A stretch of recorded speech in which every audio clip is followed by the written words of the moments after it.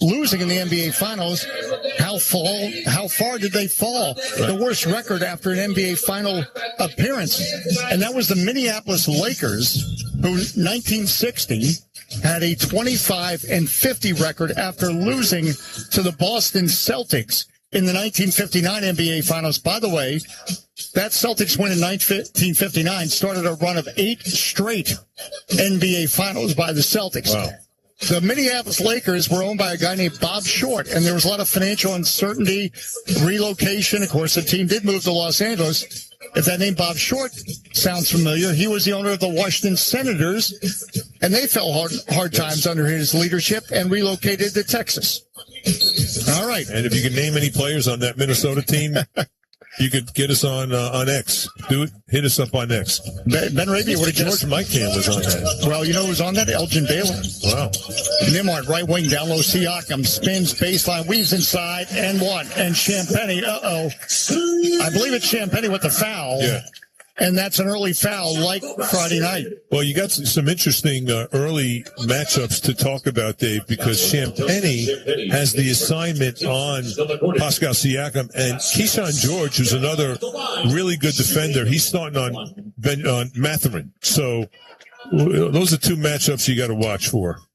So Siakam goes the free throw line and makes it 4-3, a three-point play as he snaked inside on the baseline right, working left to right. It is Carrington, center circle.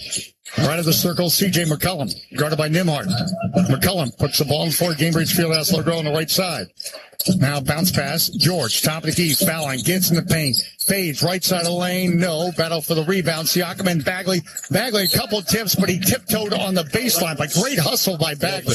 That's his game. He kept that alive. Yep, keeps balls alive, tipped it, but ended up out of bounds himself. That's, you can't fault that. That's great hustle. 4-3, the Wizards on top, working right to left, Andrew Nembhard for the Indiana Pacers.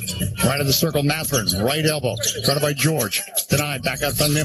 Swing left side, Thompson gets in the paint, 10-footer off the rim. Bagley tips the rebound to Carrington. Carrington working left to right. Left wing George. Ball fake drives. Behind him Champagnie on the left wing. Hand off to George for three. Left wing off the rim. Bagley inside. Got the rebound inside position. Mathurin, I think, is going to get a foul. And again, that's a Bagley hustle on the inside. Good instincts on the boards, Bagley. He's got nice hands. Very underrated offensive rebounder. Bagley starting as missing his sixth straight game with the adductor strain is Alex Sarr. Of course, Corey Kispert still out. Chris Middleton out. Inbound to Bagley, top of the arc. Guarded by Jay Huff. Will hand off to Keyshawn George. George, right elbow. Whip it left wing, Justin Champagnie for three. It's there. Knew it would be. You could see it when he released it. The confidence, the points, 7-3 Wizards. Siakam, center circle, top of the arc to his right. Jay Huff for three, drills it. Wow. A quick answer, 7-6 Wizards, 9:19 to go first quarter. C.J. McCollum, hash mark on the right wing. Out front, Champagnie, left the circle, left the top, Bagley. His back to Huff, spins. Now he drives on Huff, backs in, left block, backs in, turns, couple pump fakes, leans in, no foul, defense Huff. I thought he was fouled. Siakam head to Nembhard. Left corner, Thompson for three off the rim. And getting the rebound, Keyshawn George. 7-6 Wizards. 8:55 to go first quarter. Now out front, Carrington on the right side. Top of the arc, George on the Bagley screen to Bagley. But broken up by Siakam and Huff. Siakam ropes it up court to Mathurin. Mathurin for three. Paint and score. Ouch. Wizards now down 9-7. Couple threes by the Pacers. Yeah. I'm not sure he meant to bank that in. Well, I'm going to go out on a limb and say no. Left the circle. McCollum off the Bagley screen. And, Bagley, an offensive foul. Well, that's another thing we talked about in our Caesar's hand of the game is possession. And yes. Limited turnovers. An offensive foul is a turnover. And that was the big problem last time these two teams met. And if you remember, that was after maybe one of the best performances of the season, the win over the Hawks. Nembhard left the circle. Nembhard lob over in the right corner. Siakam for three. Air ball caught by McCollum underneath. Boy, he missed that by a mile. 9-7 Pacers. Carrington, hash mark on the left wing. Curls to his right. Top of the arc. Foul line. Floats it up Bagley. Oh, he tried to tip it in, and he was fouled. it just rolled off the rim. Yeah, it was a nice pass by Bub on the alley-oop. The problem there was he threw it at the rim, almost towards the back of the cylinder. He needed to throw that on that roll from Marvin Bagley in front of the rim. By the time he caught it, it was almost too late, but did get fouled, so it was a good look, though, by Bub. 8:03 to go in the first quarter. 9-7 Bagley makes the free throw. We mentioned the Minneapolis Lakers having the worst record after appearing in the NBA Finals. That was in 1960. You want to guess how many teams were in the NBA in 1960? 10? Close. 8. Really? We have grown as a league. And that's why the year before, the Lakers were in the NBA Finals with a 33-39 record. Battle for the rebound on the missed free throw. It's Mathurin. So one of 2 free throws made. 9-8 Pacers. 7:57 to go. First quarter. Nembhard in the center circle. Guarded by Carrington. On the dribble with the left hand. Bounce pass. Mash marking left wing. Mathurin back out to Nembhard. Into the circle. Cuts to his right. Nembhard whips it. Left corner Huff. Out front left wing. Mathurin for 3. Rims out. Champagny the rebound. 9-8 Pacers. 7:39 to go. First quarter. Carrington in the center circle. Dribbles to his right. Right elbow. Driving. Underhand. Flips him a shot. No. Bagley. Follow. Slam. Yes. Wow. You giving him a pass on that, or are you giving him a shot attempt? I think a shot attempt. 10-9 Wizards. But hey, Bagley there to clean it up. Siakam backs in left block on Champagny. Help from George. Out front Mathurin. Ball fake. He drives left block. Left corner. Siakam. 9-second shot clock. Pacers working right to left. Siakam. Top of the arc. 5 seconds. Cuts to his left. Jab. Step inside the arc. Shoots in and out. He used that jab step to shed Keyshawn George, but missed the open jumper. McCollum. Hash mark in the right wing. CJ into the right corner. Still on the dribble. McCollum back out front. Keyshawn George. Hash mark left wing Carrington. Carrington on the dribble. Crossover for 3. It's there. Very nice. Oh, the Bub Rhythm might be back. 2 straight games with season highs. They had 27 on Friday. 13-9 Wizards. 6:40 to go. First quarter of play. Nembhard left of the center circle. Mathurin foul line in traffic in the lane. He's sandwiched in between George and Bagley, and one of them will get whistled for a foul. It's Bagley. The second team foul, and it's Benedict Mathurin to go to the line. Remember, the Wizards win.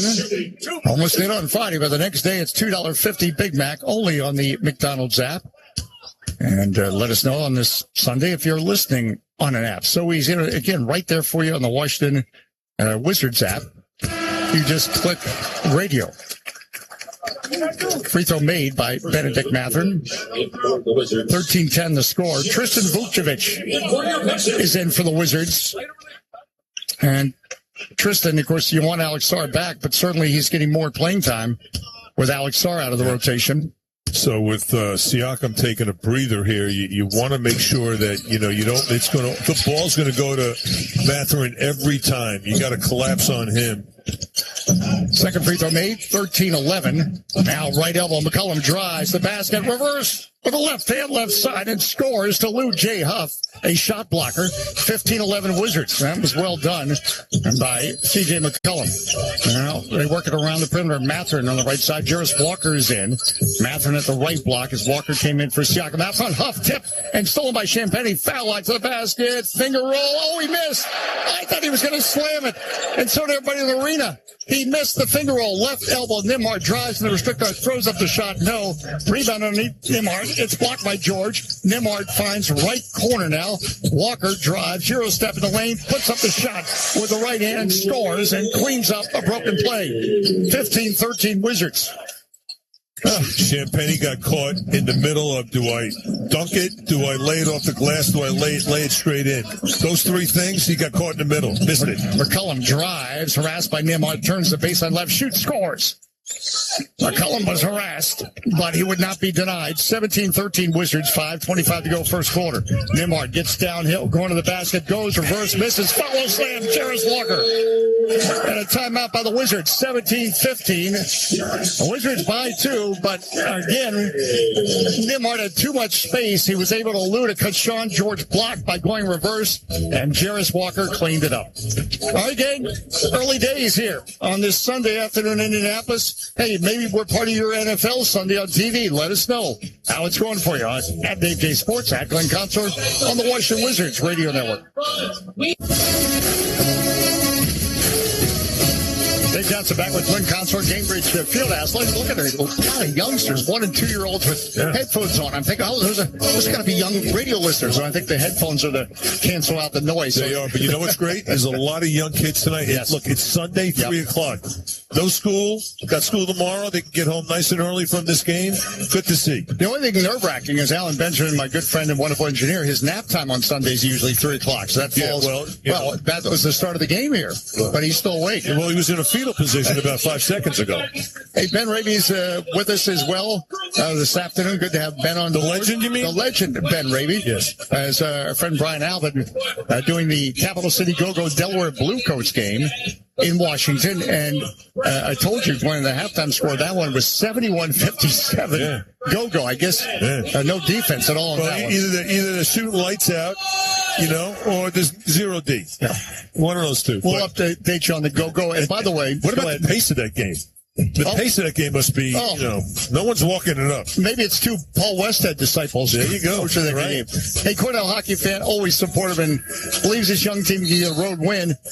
But even though Alex are missing a 6th game adductor strain, no Chris Middleton, no Corey Kispert with the thumb injury, no Bilal Koulibaly. It's a lot. It's a shorthanded Wizards team. It will be interesting to see Jamir Watkins when he comes in, because let's face it, Glenn, he had the best game of his young career on Friday. Breakout game for him. He did everything. Defended, shot the lights out, 6 of 7 from the field.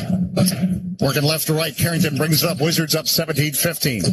Champagny center circle, Trey Johnson is in. Left the circle, George, guarded by Mathurin. Bounce pass, Johnson, foul line under the basket, Vucevic, and he's wrapped up by Jay Huff. He still flipped it up and scored. And his back was to the back. They're going to say no basket. As Huff just put his arms around Vucevic. You know who wrapped him up, Dave? Huff. Nope. No? Garrison Matthews, you're right. I'm Garrison sorry. My Matthews, apologies. he's our guy. And we're happy for him. You and I are happy for him. I think Wizards fans remember we barely knew who he was. Comes from the G League, has an amazing game against the Miami Heat, and earned an NBA deal. From Lipscomb. In Tennessee, George, top of the arc. And Vucevic trying to set a screen, fell down. In the left corner, Carrington catches for 3, shoots and scores. It's there. Bob Carrington. Keep it going. 2015 Wizards. TJ McConnell is in for the Indiana Pacers. Now right wing, Jarris Walker. Walker on the dribble. Feeds under the basket. Now left corner, Matthews drives, baseline. In lane, McConnell off his hand, but McConnell gets it back. Right corner, Matthews. That's his shot for 3. In and out and in. C.J. McConnell makes it 2018 2-point game. Left the circle above Carrington. Wizards working left to right. Trey Johnson feeds Vucevic. Foul line. Jackson on Jackson. Bounce pass under the basket toward Cutting Champagny. Idea was their executional loss. Dave, remember I told you that whoever wins the possession game here is going to win this game? The loose balls, the long rebounds. Right now, the Pacers are getting those points, and Wizards still have a 2-point lead. Wizards got to clean that up. And they have 4 turnovers. The Pacers 1 and still have a 2-point lead. McConnell hash mark, right wing driving. Lost the ball, knocked loose and stolen by Carrington. Up court now to Jamir Watkins, who's in. He drives and it's charged. Knocks down to who else? Garrison Matthews. That's what Matthews does. He's just a rugged, tough guy, does the little things. Makes the hustle type plays. That's another possession, right, Dave? Another possession that you got to value these possessions. Well, convert on them. That's the 5th turnover for the Wizards. 2018, 3:58 to go, first quarter. Will Riley is now in for the Wizards, replacing Bob Carrington. Again, Riley was so effective on Friday into Isaiah Jackson in the backcourt. Now TJ McConnell bringing it up court for the Pacers. 3:54 to go. First quarter of play. McConnell right of the circle, and we have a whistle off the ball. Keyshawn George getting called for the foul. Did you see that? I did not. I did not see it either. But those are the types of fouls he has to avoid with his, ability to.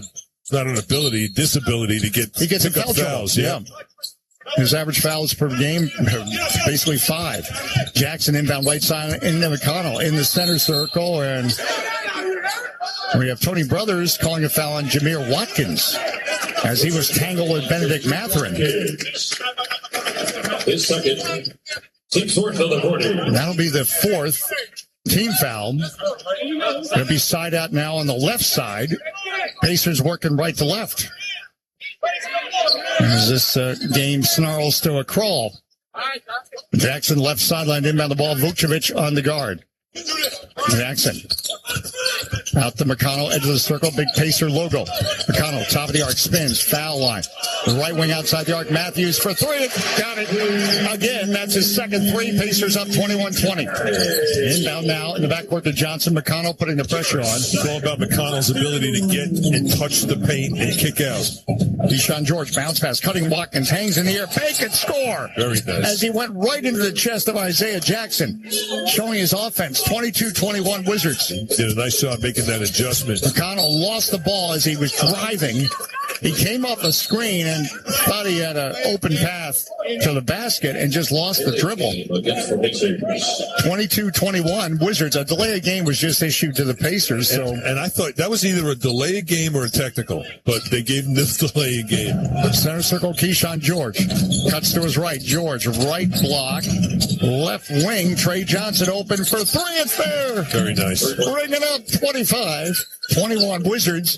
3 minutes to go, first quarter. McConnell, top of the arc off a Jackson screen. Jarris Walker, left wing for three.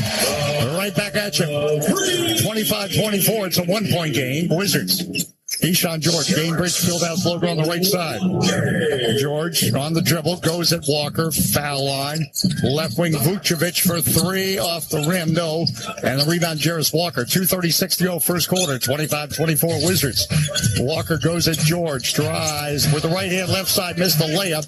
As George defended without fouling, Vucevic a rebound. Now George up court for Watkins, and boy, he took too much spice on that pass. It sailed over Jameer Watkins and out of play. You know, the Wizards are shooting 61%, 75% from three, but it's the turnovers. It's valuing possessions. And let's hashtag that for the rest of this game. Valuing possessions. You cannot turn the ball over against this team.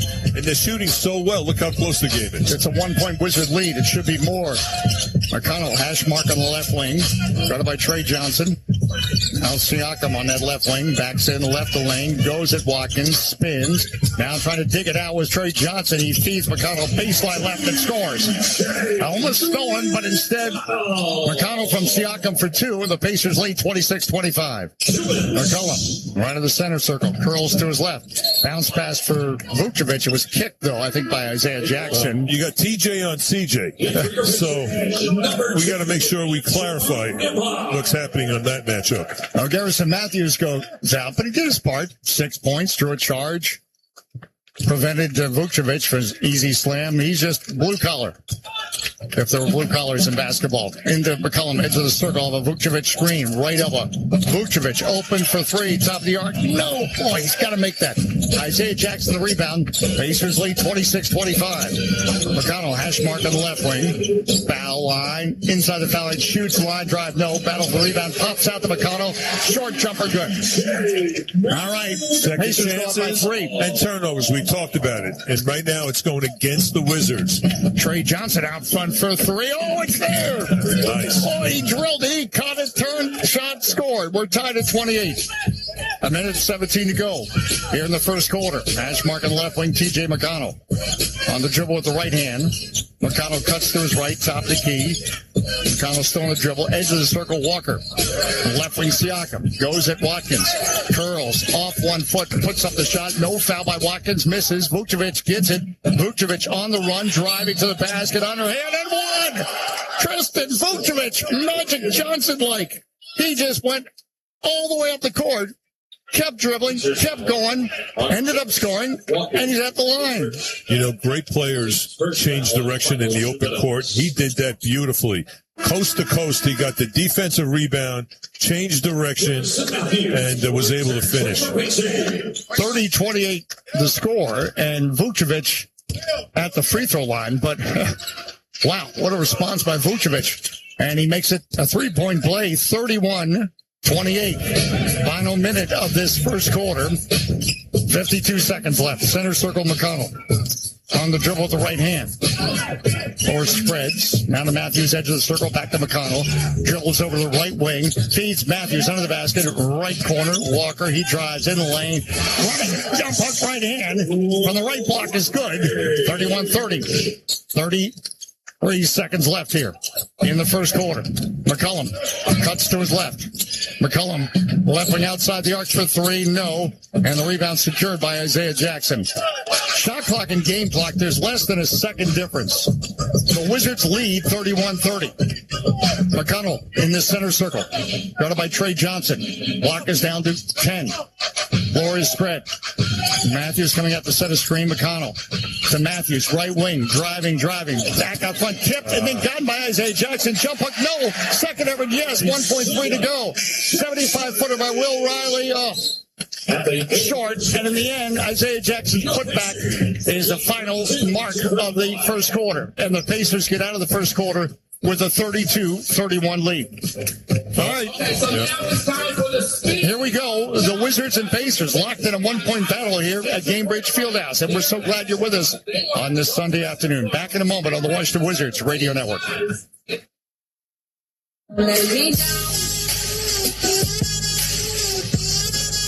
Johnson back with that Glenn Consor. 32-31 Pacers on top of the Wizards. Now, Adam just put out your hashtag value possessions. Expand on that thought. Obviously, the easy mark, you don't want to turn the ball over. The Wizards, too many turnovers in that first quarter, 6 turnovers. But as you work so hard before the game talking to coaches, why you think this is a possession game or why that's so important, what does that mean exactly? Well, here's why. The Wizards are shooting 60% from the field, 55% from three. And they're doing a great job, except they're getting, right now, they gave up 5 offensive rebounds that have led to buckets, and they turned the ball over 6 times, which has led to 8 points. And you cut that in half, all those things, and the Wizards should have maybe, a 7 or 8 point lead. Instead, they're down by 1. All right, working left to right, Bub Carrington for the Wizards to start this second quarter. And have you on board on this Sunday Bagley, hands back off to Carrington. He's guarded by McConnell out front. Top of the arc, George. Bounce pass is kicked by Jarris Walker. By the way, the Capital City Go-Go, Glenn, leading Delaware 93-78 in the third quarter.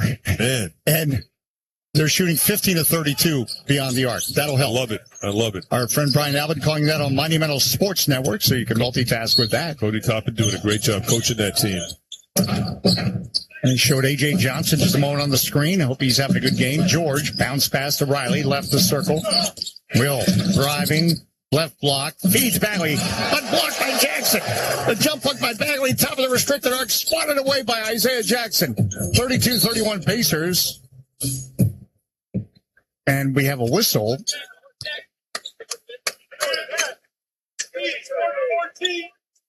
And Glenn, can you help? I'm trying to decipher. Apparently it's a shot clock issue. I didn't see any foul from anybody. No, and then all of a sudden they blew it, and then he briefly turned to the scores. It almost looked like he pointed at Brian Keefe. And then they went from one side of the court to the other. Yeah, McConnell left the circle. McConnell working right to left, guarded by Carrington. Spins, right of lane, back up on Garrison Matthews. Whips it in the paint, Jackson. Right corner, Jarris Walker, crossover, step back, 3, in and out. Rebound by Jamir Watkins. Now left the circle, Bub Carrington. Wizards down 32-31. Lob down low, George. On the baseline left, curls into the paint. Right wing, Will Riley for 3. No, but a foul by Isaiah Jackson. And Will Riley should be shooting 3. Boy, he has a really nice catch and shoot, quick release, Will Riley. And, I'm really liking the rhythm of his shot. Looks like we got a timeout here. Well, this is under review.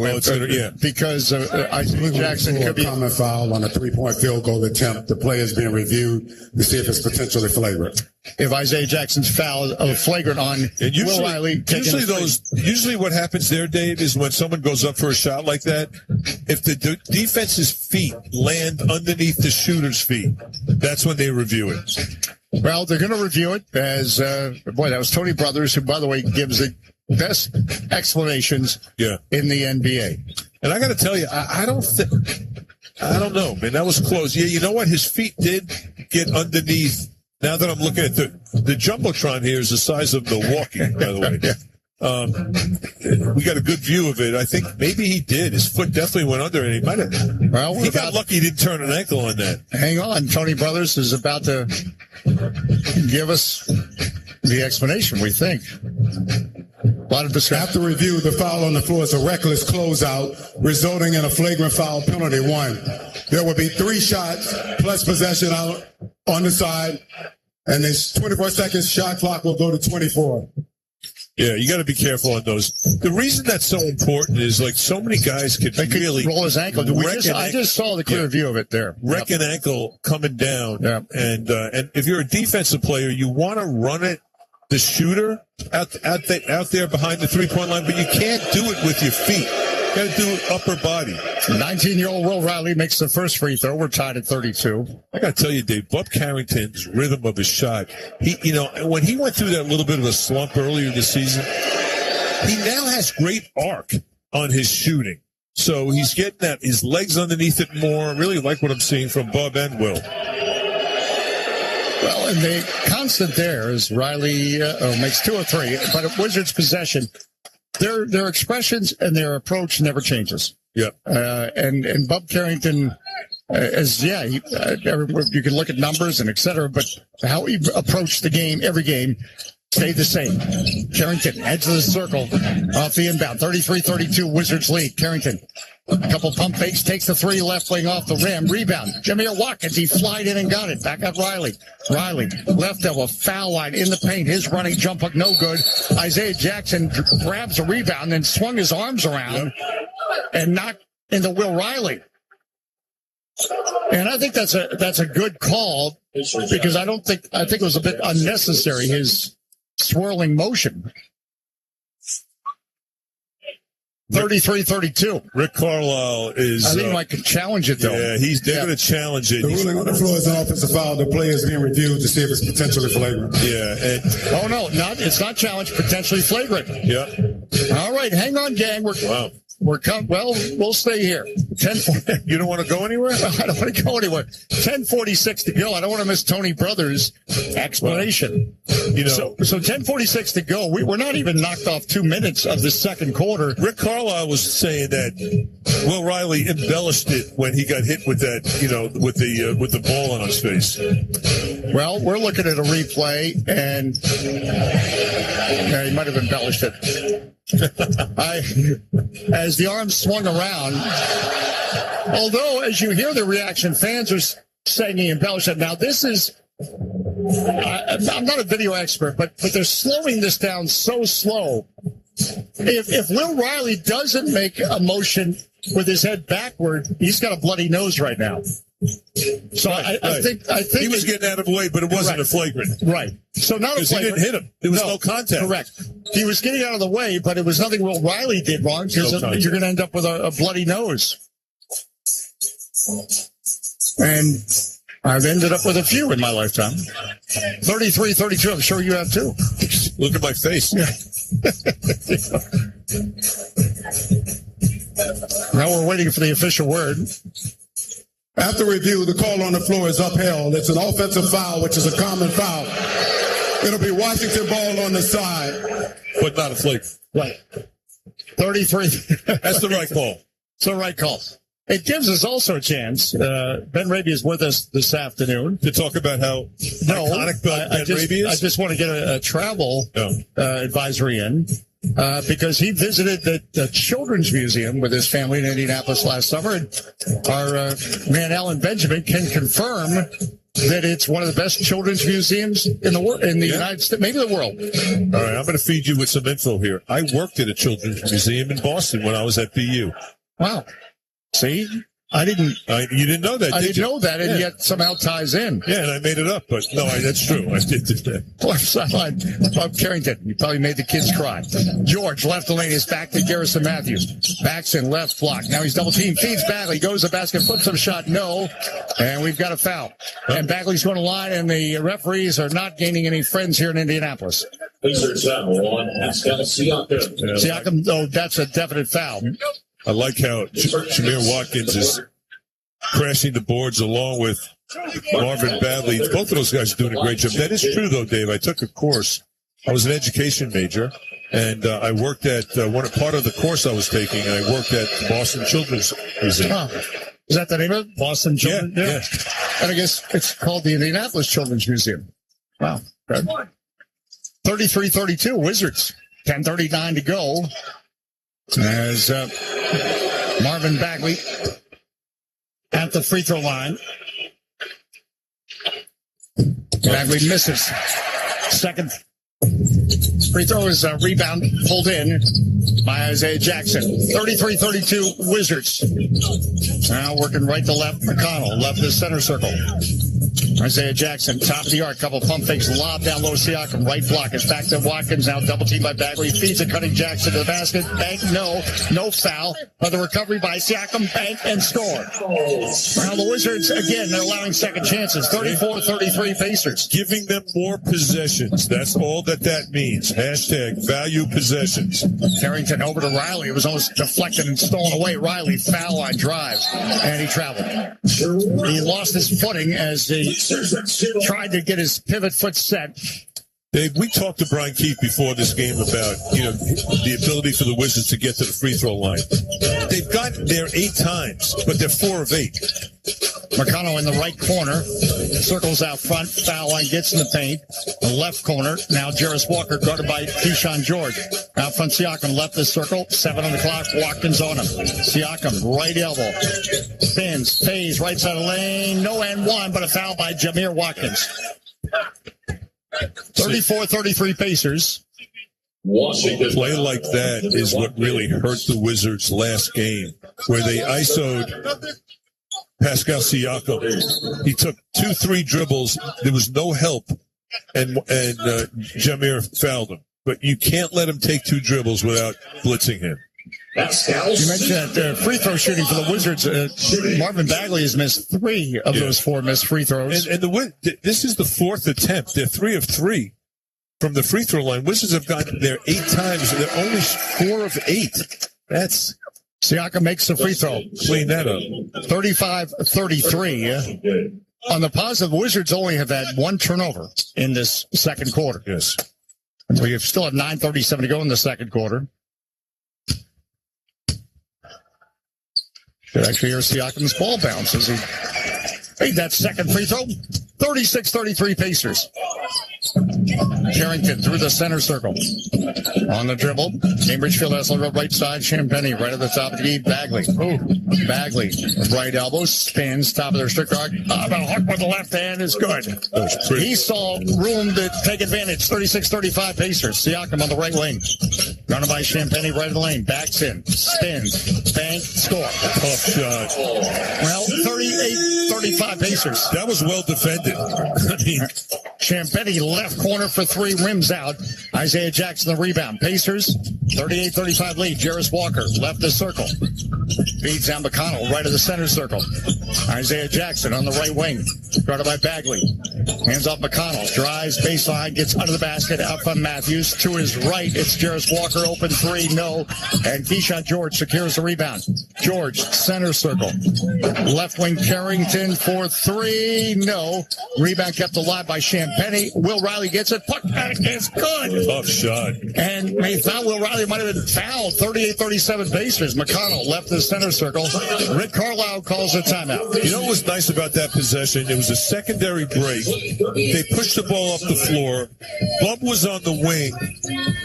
And Will Riley was in the corner. He was open too. Bump decided to shoot it, missed it, and look who gets the offensive rebound was Will Riley. So he stayed with the play. That's beautiful. Hey, good to have Uncle Weeze with us. Traverse, South Carolina. Snowing down there? Let us know. We're back in a moment. 38-37. It's snowing here in Indiana on the Washington Wizards Radio Network.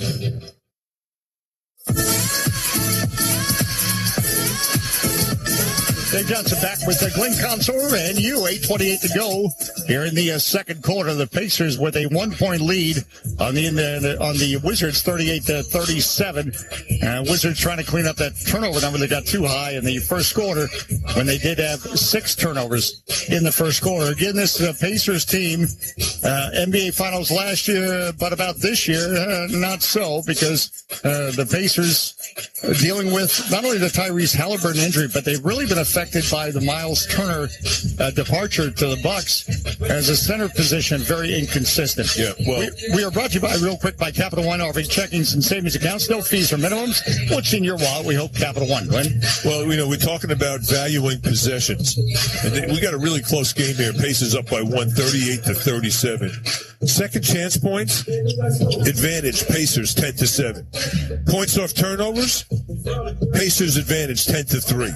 So again, just limit those things, and you should have maybe a 5 or 6 point lead right now. Given also the fact that the Wizards are shooting better than the Pacers from the field, 52% from the Wizards, 45% from the Pacers. Pacers have taken 4 more shots though, and a lot of that has to do with second chances and points off turnovers. And Robinson brings you all those numbers that Glenn just detailed, the official brokerage and jersey patch partner of the Washington Wizards. All right, 8:28 to go, second quarter of play. Benedict Mathurin on the left sideline, hash marked to inbound the ball. Keyshawn George guarding. Into Nembhard near the midcourt stripe on the left side. Down to center circle. Guarded by Carrington. Right wing Matthews comes off a screen for 3 off the rim. No. Champagnie keeps the rebound alive and grabs it. Now Carrington comes up court working left to right. Carrington in the center circle. Jay Huff is gone out. Now Carrington from 3 short. It went through the net but under the basket. 38-37.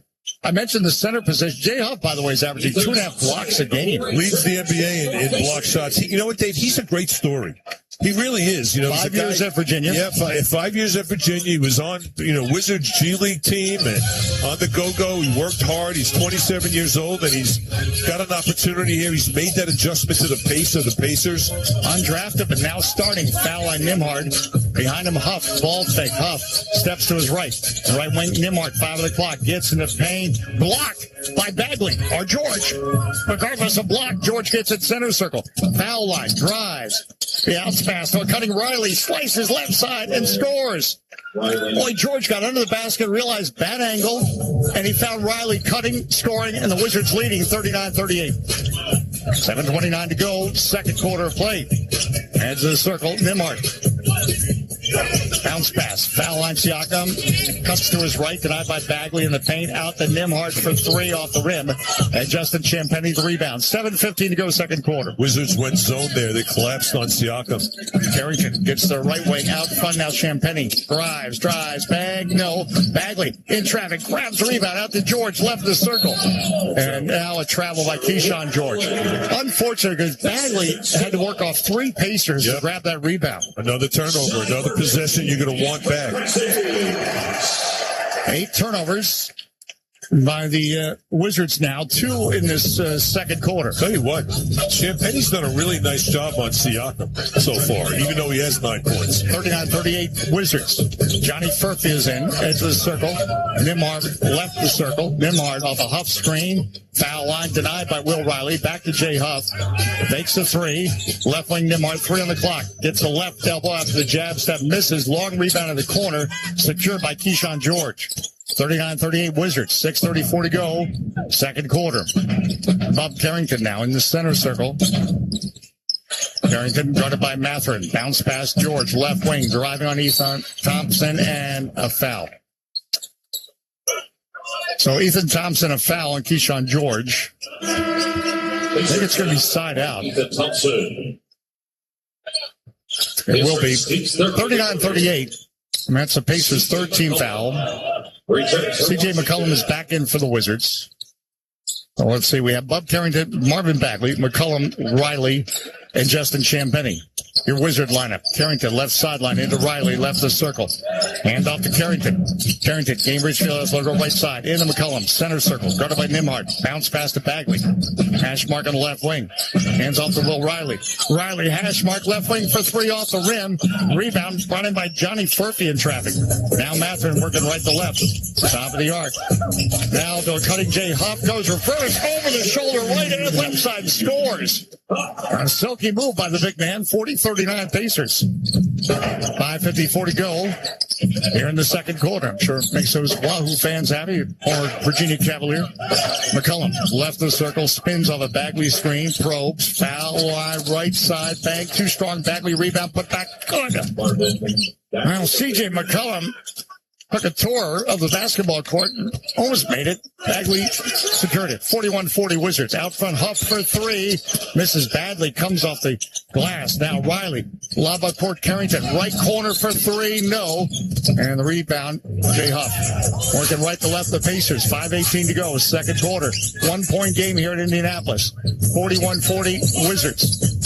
Andrew Nembhard in the center circle. Bounce pass. Left the circle. Mathurin. Now Nembhard. Left elbow. Left block. Stumbles in the lane. Right corner. They work it around the Huff. Top of the key. Back to Ethan Thompson. Right corner for three. No. And getting the rebound, Carrington. Carrington in traffic. Floats it to Champagnie. Top of the key. Back to Carrington on the right wing. Carrington guarded by Mathurin. 15 on the clock. Cuts to his left. Now to Bagley. Right elbow. Goes at Furphy. Goes to the basket. Bank and scores. Slicing down the right side. And the Wizards get a little breathing room. A little. 43-40. The Pacers call a timeout.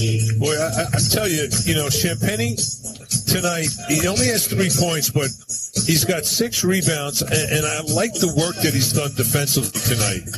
He's really contributing. He's doing a lot of nice things, and so is C.J. McCollum, getting himself into the paint, luring big men to him, allowing for Bagley to hit the offensive rebounds. Well, that's one of the big things. Just having C.J. McCollum on the floor is supposed to make a difference. And Trevor says no snow in South Carolina.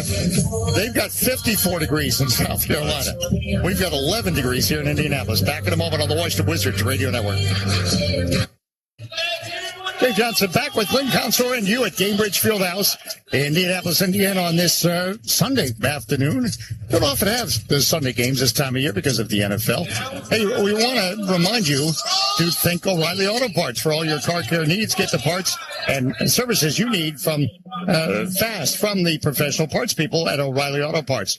And at MedStar Health, we're proud the Wizards continue to trust us as their medical team.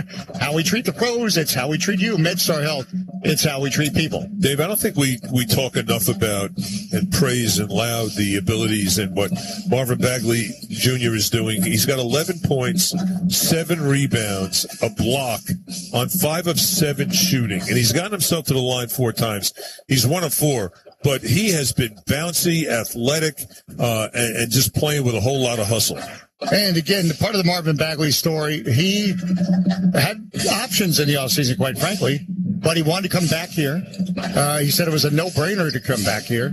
He has been, from the first preseason game, you could almost argue the most consistent. I mean, you can't think of a night where you say, well, Marvin Bagley didn't bring it or didn't contribute.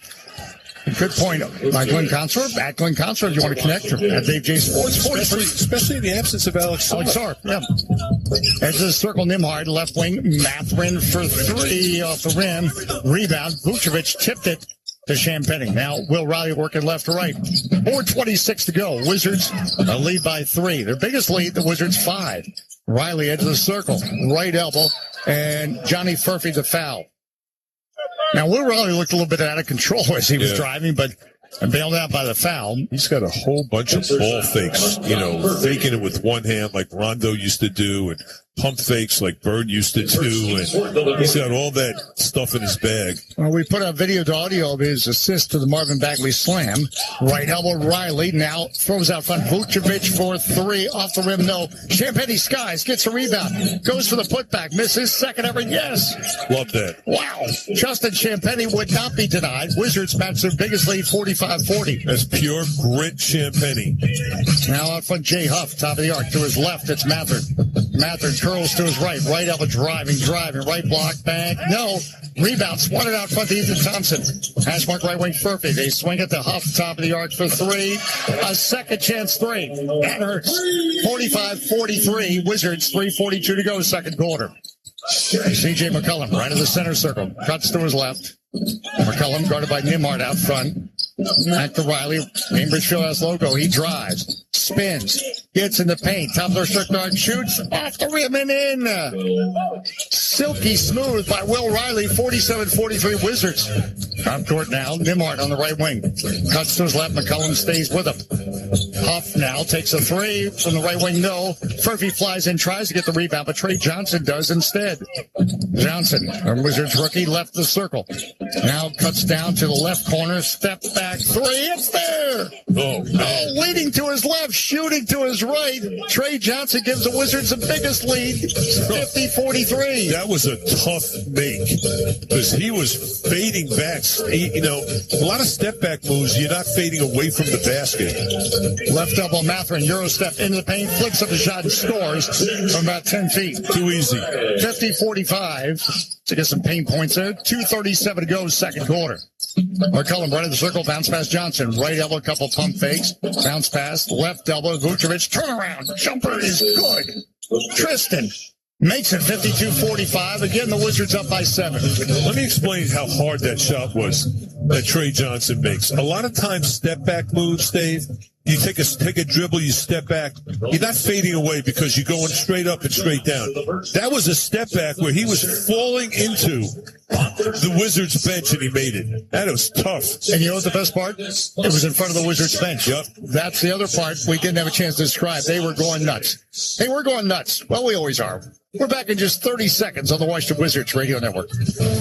How about this, Glenn Consor? The Wizards outscoring the Pacers 21-13 in the second quarter. Well, and they're on a 17-7 run over the last 6 minutes. Doing a much better job in the second quarter on the boards. Ashmark left wing Mathurin. The hands off to Siakam out front. Huff. Ashmark right wing Thompson. Again, Ethan Thompson at the point. Nembhard, 7 o'clock. Out front Mathurin left the circle. Now Siakam left lane. Backs it on George. 2 on the clock. Fades left the lane off the back of the iron. No. And the rebound McCollum. Good defense. 2 minutes to go. Wizards by 7. McCollum to Trey Johnson in the center circle. Guarded by Thompson. Right elbow. He goes at Thompson. Left the restricted arc. Throws on the right wing. Out front George for 3. It's there. Wizards' biggest lead continues now. It's 10, 55-45. What a pass by Trey Johnson, who took 3 dribbles, got himself to the rim, was well defended. The last second he kicked it out. Right of the circle now, Nembhard. Ashmark on right wing. Out front to Huff. Down low, Siakam. Turns on George. Bank, no, and the rebound McCollum. And George didn't foul him. That was the critical. Now McCollum, center circle, Wizards by 10. 18-second shot clock. McCollum, left wing, catch and shoot for Trey Johnson, misses. A rebound, Siakam. As we have a whistle, and Tristan Vucevic a foul. I think in part because Champagnie was still down. And so I think he took an elbow to the schnoz. A minute 19 left. That's the first team foul in the final 2 minutes for the Wizards. So both teams now at 14 fouls. A minute 18 to go. Center circle. Andrew Nembhard on the dribble. Left the circle. Thompson. Back to Nembhard. Left the circle. 14 on the clock. Nembhard. Bounce pass in the paint to Jackson. Right corner Siakam. Drives. Baseline right. Gets under the basket. Bounce pass in traffic. Stolen by George. Behind the back dribbles. He comes up court. Feeds right wing Johnson. Ball fake. Gets down to the right block. Chased by Nembhard. Loses the ball. Recovers. Gets under the basket. Play not done. Out from Vucevic. Top of the arc for 3. Rims out. 48 seconds. They're left in the first half. 55-45. And on top of the arc, Mathurin, foul line, going to the basket, and he's fouled. I think Vucevic got him. As Mathurin attacking the paint. McCollum got it, pardon me. Dave, my guy Faisal Hassan just stated that the Wizards are playing with a lot more confidence in Indiana than they did a couple of weeks ago, and he's 100% right. You know, the free-flowing, getting to the rim, kicking it out, looking to push, and confidence. So that's why Bub's playing the way he's doing. Bub's playing backward. He's got his confidence back. Trey Johnson, this game's got his confidence back. Well, Faisal knows his basketball, as you know, and the free throw made by Mathurin, 55-46. You know, it's also interesting, Glenn. It's a different group of players, really, for the Wizards. I'm not saying yes. The previous group, I mean, obviously, Alex Sarr was part of that game back on the 28th. I mean, you need them. It's just this group is carrying over what they did, quite frankly, against Cleveland. George's bounce pass is kicked ball by Nembhard. 33 seconds left in the half. Full court pressure by the Pacers as Mathurin was dogging Keyshawn George. 55-47. Hey, Ben Raby sharpening up his NBA trivia because he will be put on the hot seat at halftime. You mean the legend? I mean the legend, Ben. I'm sorry. I got to get that right. McCollum in the center circle, guarded by Nembhard. McCollum left elbow, down the left block, spins, still guarded by Nembhard. Spins again, needs an option. Out front, George left the circle. 4 on the clock. George goes at Mathurin, spins, gets in lane, fades, and one! Keyshawn George making a play. A 10-footer in the lane and one. The Wizards back up by 10, and Keyshawn George can give the Wizards, if he makes a free throw, their biggest lead. Yeah, Keyshawn George, who had been quiet scoring so far this game, now all of a sudden, the last 3 minutes, he's gone 2 for 4. He's got 5 points, 6 assists, 3 rebounds, getting it done. 57-47, Wizards. This is how you got to close out quarters, and obviously a long way to go in this game. Free throw made, 58-47. All right, shot clock is off. 18 seconds left in the first half of play from Indianapolis. Left the circle, Nembhard. Down to 10 seconds. Nembhard, left wing Thompson, left elbow Siakam, turns, shoots, in and out. Jackson tip, no. Rebound secured by McCollum. McCollum approaches midcourt, launches the shot, no. Close. But the Wizards close the deal. They go to halftime with an 11-point lead. 58-47. Wizards on top. Hey, we're going to come back, play a little game, a little NBA trivia game. In just a moment. 58-47, something to build on for the Wizards on the Washington Wizards Radio Network. Johnson back with Glenn Consor as we get set for the second half of play. Your thoughts? You talked about possession game being so important. Pacers are actually taking more shots than the Wizards, but in so many categories as we just documented, the Wizards have been the better team. They have been the better team, and I really like the attack mode that they're in offensively. I thought they did a real good job on Siakam in the first half. He is more than capable, and so is Mathurin, of taking a game over like this. Can't let those two guys get hot. Wizards have the first possession. 11 on the clock. Bagley left at the top of the key. Hands off George. George left elbow. Floats up Bagley. Catches 5 on the clock. Saves it. Throws it on the wing. McCollum. 2 seconds. Right elbow drives. Restricted arc. Flips up the shot at the shot clock. Buzzer. It scores. The Wizards used every 10th of that 24-second clock, and they get 2 points. Their biggest lead, 60-47. Jay Huff now. Top of the arc for 3. Dies at the back of the iron, and a loose ball foul. And Keyshawn George battling Siakam for that rebound. Well, Dave, we talked about how important possessions are.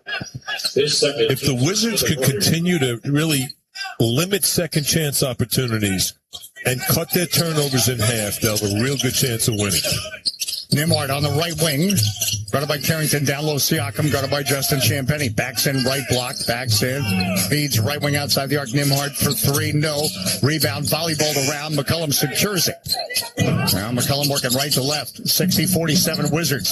Edge of the circle, McCollum cuts to his left, bounce pass Bagley, trucks for the basket, and he's fouled by Nembhard going to the basket. Nembhard putting his body on the line as he rises and fouls Bagley. Bagley does a really nice job of a pressure release type position where he'll either come up and set a screen in the middle of the floor, right around the top of the key area. And if he doesn't set the screen, he's rolling and making himself available as a cutter. Bagley makes the free throw again. He's the Wizards' leading scorer at 12 points, 61-47. Wizards on top. 10:56 to go. Third quarter of play. 3 rebounds away from a double-double. Dave J. Sports at Glenn Consor to be a part of our Sunday afternoon as Tyree Crossland says, make sure you do not have a bad fourth quarter, as we're not there yet. But the third quarter of the Wizards also important to build on the second quarter when they outscored the Pacers 27-15. 62-47 our score. Now Nembhard left double Euro step in the paint, trailing Jay Huff. Bobble the ball. Champagnie knocks it loose, but then swatted up by Siakam to Mathurin. He drives. Top of the restricted arc and a blocking foul by Marvin Bagley. The shot didn't go. Wizards foul on Marvin Bagley the third. His third. Team second. That'll be the second team foul. Bagley, actually, that's his third. At the line. In 13.7 rebounds from Marvin Bagley. Benedict Mathurin, one of the Pacers' leading scorers at 9 points. Boy, Justin Champagnie has done a really nice job defensively against Pascal Siakam, Dave, and he also has a team-leading 9 rebounds. Wow. Circle that on your stat sheet. As Robin Hood brings you all the numbers, the official brokerage and jersey patch sponsor of the Wizards. Doesn't even tell his whole story. No. He's just active. He's getting his hand on balls, getting loose balls. He's all over the place. And he only has one personal foul. Yep. Friday, good. His game is the night just unraveled with foul trouble. Hash mark left wing. George curls, top of the arc. Right elbow. Jab, step, fades at the elbow, misses. Bagley keeps the rebound alive. But it goes to Mathurin. 62-49 Wizards. Mathurin edge of the circle. On the left wing now, Nembhard. Posting up Siakam against Carrington. Backs in, left block, backs in, throws out front. Nembhard left wing for 3 off the back of the iron. Rebound goes in the corner. Now I thought it went off George and then went off Mathurin, but they're going to say Pacer ball with 13 seconds on the shot clock. They're not going to challenge it. Keyshawn was pretty adamant that it was off of Mathurin. In the corner on the right side. Maybe they are. Yeah. Right. I think, and I don't think Mathurin knew anything about it. It just went off George and ricocheted off Mathurin. And we're going to ricochet to a break. But just a break. We're just getting going. 10:04 to go. Third quarter on the Washington Wizards Radio Network. Connell still on the dribble. Edge of the circle, Walker. Left wing Siakam. Goes at Watkins. Curls. Off 1 foot. Puts up the shot. No foul by Watkins. Misses. Vucevic gets it. Vucevic on the run. Driving to the basket. Underhand and one. Tristan Vucevic. Magic Johnson-like. He just went all the way up the court. Kept dribbling. Kept going. Ended up scoring. And he's at the line. You know, great players change direction in the open court. He did that beautifully. Coast to coast, he got the defensive rebound, changed directions, and was able to finish. Great stuff from Tristan Vucevic, and that's our Capital One easiest decision of the game. Yeah, just take it yourself all the way up court. Capital One brought to you by Capital One, offering checkings and savings accounts with no fees or minimums. What's in your wallet? We certainly hope it is Capital One, and we thank them for their support. Hey, think O'Reilly Auto Parts for all your car care needs. Get the parts and services you need fast from the professional parts people at O'Reilly Auto Parts. Third quarter here in Indianapolis, Indiana. Snowy Indianapolis, Indiana. Last I checked, it was 11 degrees. I don't know if that's going up or down, but right now, 11 degrees on the outside. On the inside, the Wizards are up by 13. And the challenge, I think, was successful. Yep. So it's Wizards ball. And as we talk about, I know I brought this up more times than I probably should, but often when there's challenges, there are successful challenges because the staff on each bench has video guys. It's also the player who, being real adamant about it, too. And by the way, it's 9 degrees here now. C.J. McCollum. With the wind, it's no degrees. That would be 0. Hash mark left wing, Keyshawn George. Meteorologist Glenn Consor, part of our added services of the Washington Wizards Radio Network. George still holding on the ball, 6 on the clock. He'll take a 3. Oh, it's there. I thought that possession was going nowhere. 65-49 Wizards. Now, on the dribble, Jackson throws out front, cutting Mathurin, and he's fouled by Keyshawn George. And that's, I think, is that his third? Wizards foul on Keyshawn George. Yep. That's his third. So Mathurin will go to the line. Boy, Keyshawn made that shot. Mathurin shooting 2. It looked like Steph. You thought the play was going nowhere, like you said, Dave, and all of a sudden he just quickly releases it off the bounce and nailed it.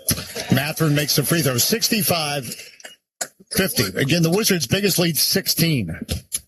Now, I'm going to also tell you that they're going to go right at Keyshawn. Yep. He's doing a nice job controlling the pace and tempo of this game. Keyshawn has 6 assists. Playing very well. Second free throw, Mathurin is good. 65-51. Wizards, 9:31 to go here in the third quarter. Working right to left, Bob Carrington. Carrington working off a Bagley screen to get up court. Quentin Jackson is in. He's guarding him. Center circle, McCullum. McCullum on the dribble, left hand, hash mark left wing, left elbow. Bounce pass, Carrington right wing, driving right block, and he was tripped as he went to the basket. Threw up a shot and went off the glass. Wizards offensively, they're playing with a lot of rhythm, not just individually, but as a team. Whipping the ball around the perimeter, attacking straight line attacks from the wings. Really like what I'm seeing offensively, and the spacing's been nice. Bob Carrington only 2 of 7 today, 6 points. Coming off back-to-back season high games at 27 on Friday against Cavaliers. And, in and out. Missing the free throw. Wizards are missed 5 free throws, Glenn. Struggling. Wizards have taken 12 free throws. The Pacers 11. The Pacers have not missed a free throw. Carrington's second one is good. 66-51. Wizards on top. You want to keep a team hanging around? You miss free throws. Nembhard, right elbow, Euro step to the right block. Pass left wing, Jay Huff. Open for 3, scores. Jay Huff makes it 66-54. Wizards, 9 minutes to go. McCullum in the backcourt. Crosses midcourt. Cambridge Fieldhouse logo right side. George, edge of the circle. Cuts to his left. Driving. Spins down against Mathurin. Baxton left block. Pass in the lane. It ricochets and pinballs off a Pacer. Well, that was an awkward pass. Yeah, Wizards got really lucky on that possession. That pass was going nowhere. All right, baseline right. Keyshawn George went down the ball. 8-second shot clock. George, bounce pass into McCullum. Right of the lane, shoots, no. Champagnie keeps the rebound alive, and McCullum gets it back. McCullum in the corner, guarded by Mathurin, 11 on the clock. McCullum on the dribble, drives, bank. Oh, a block by Jay Huff. A block. Did he rise and swat? Jay Huff continues to impress me. Making threes, blocking shots. 6-second shot clock. Keyshawn George in the corner on the right side. Into Carrington. Right corner for 3. No. Air ball. That might have been partially blocked. 66-54. Wizards. 8:28 to go. Here in the third. Siakam. Right of the lane. Out front Huff. Ball fake. Right elbow. Into the paint. Runner with the right hand is good. Gets the touch. Jay Huff is more than huffing. 66-56, the Wizards now only lead by 10. Center circle. Bob Carrington, guarded by Quentin Jackson. Driving to the basket. Blocked by Jay Huff. Huff, another swat. Now in transition, Mathurin. Siakam in the corner to Jackson. He drives, throws out front Huff. Edge of the circle for 3. No. Keyshawn George the rebound. If he would have made that shot, this place would have went bananas. Carrington on the left wing for the Wizards. They're cutting back. Bagley spins around. Siakam gets in the restricted arc. His pass to Champagnie. Right block. Somehow got that. Willed that to Champagnie. 7 on the clock. Edge of the circle. Keyshawn George. Poked up by Quentin Jackson. George left to the top of the key. He's got to shoot. George at the shot clock buzzer off the rim. No. 10-point game. 7:24 to go. Now Nembhard left the center circle for the Pacers. Lob down low. Siakam. Siakam backing into McCullum. Jump hook left hand. Gets it to go. Timeout Wizards. So now the Pacers have cut the Wizards lead in half from 16 down to 8.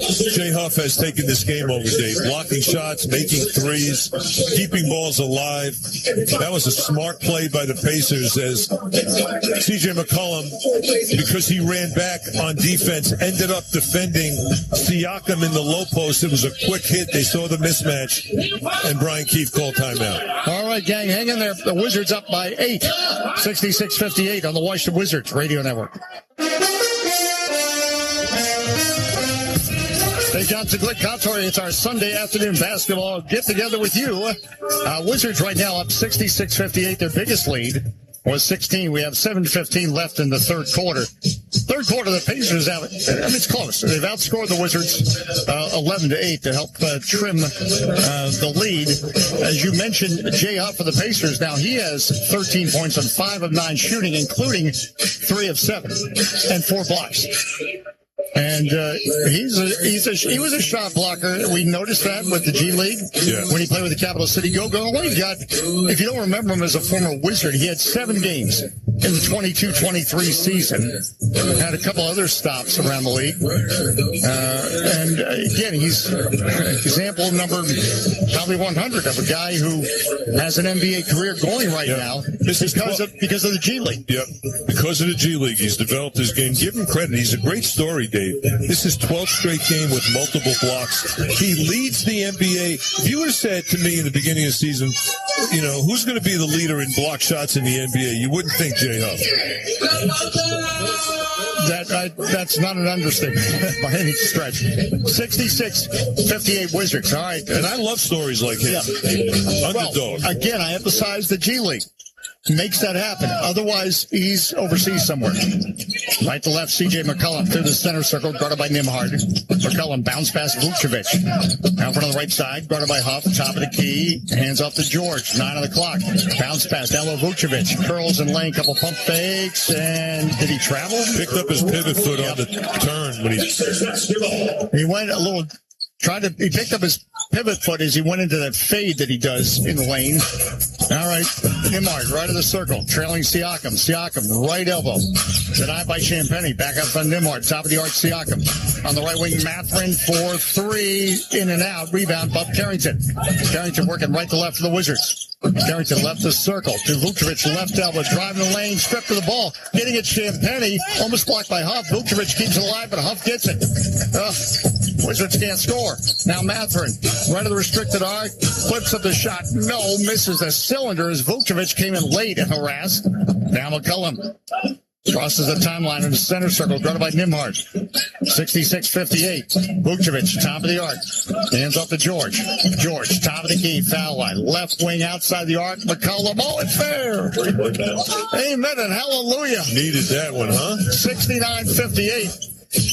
Wizards, right of the circle, Nembhard. Now at the point between the circles, Siakam, right elbow, gets in the paint, throws back up on Nembhard, and Nembhard goes to drive, and Vucevic commits a foul. You know, the Pacers hanging around this game.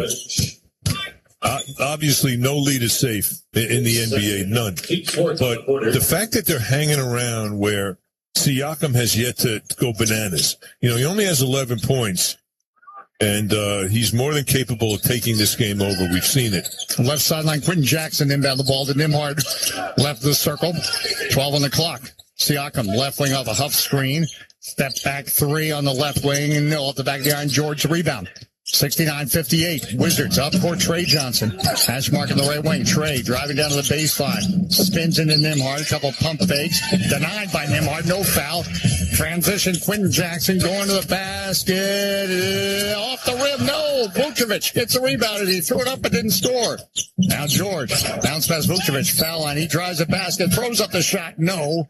Threw it up from his hip and missed, but he draws a foul. And Mathurin just came in from the side. He looked like a defensive back trying to knock somebody out of play. It cut him off. 69-58 Wizards. 5:24 to go. Well, again, Chris Wright will be part of the Michelob Ultra post-game show with Ben Raby and Glenn Consor. And Vucevic misses the free throw. Too many missed free throws by the Wizards tonight. They're now 8 of 14. And that was one point that Chris made with you, the wonderful preview of this game. So much concern by him for Pascal Siakam, just what you were talking about. It is a concern or a queasy feeling. He only has 11 points. Well, you know, guys like that are due, but to give the Wizards credit defensively, they've collapsed on him and made all of his shots really are tough. They built the wall nicely. 70-58 as Vucevic makes the second. McConnell gets into the paint. He's surrounded by Wizards. George, Trey Johnson. They almost came up a steal out to Huff. Now right wing Mathurin working left to right the Pacers. Mathurin foul line, gets up in the air, throws on the wing. It's saved by Jarris Walker. Now Walker with 3 on the clock. Spins, knocked loose by Champagnie, and the Wizards get it. As you heard the buzzer. That was great defense. Right of the circle, McCollum, top of the arc. Step back 3. Oh, it's there. Bang. It is there. That went in hard. 73-58. And now the Wizards up by 15. McCollum's got to buy Champagnie some lunch or dinner because he made the defensive play that led to that bucket. Nembhard, top of the arc. He's going to launch a 3 in and out, and Justin Champagnie gets the rebound. So for Justin Champagnie, it's now 12 rebounds, Glenn. Now George down the right block. Backing in on Mathurin. Backing in, gets in the paint, couple pump fakes, leans goes in and draws a foul. I like that from Keyshawn. 73-58. So the Wizards had their 16-point lead trimmed to 8. Mathurin just picked up his 4th foul. Now the Wizards have a chance of their biggest lead of the proceedings as he shoots 2. And that puts Mathurin on the bench, forcing Rick Carlisle to. This is making me sick. They miss free throws. Well, this is, it's been an issue. There's still another quarter. Yep. And you're going to want these free throws back.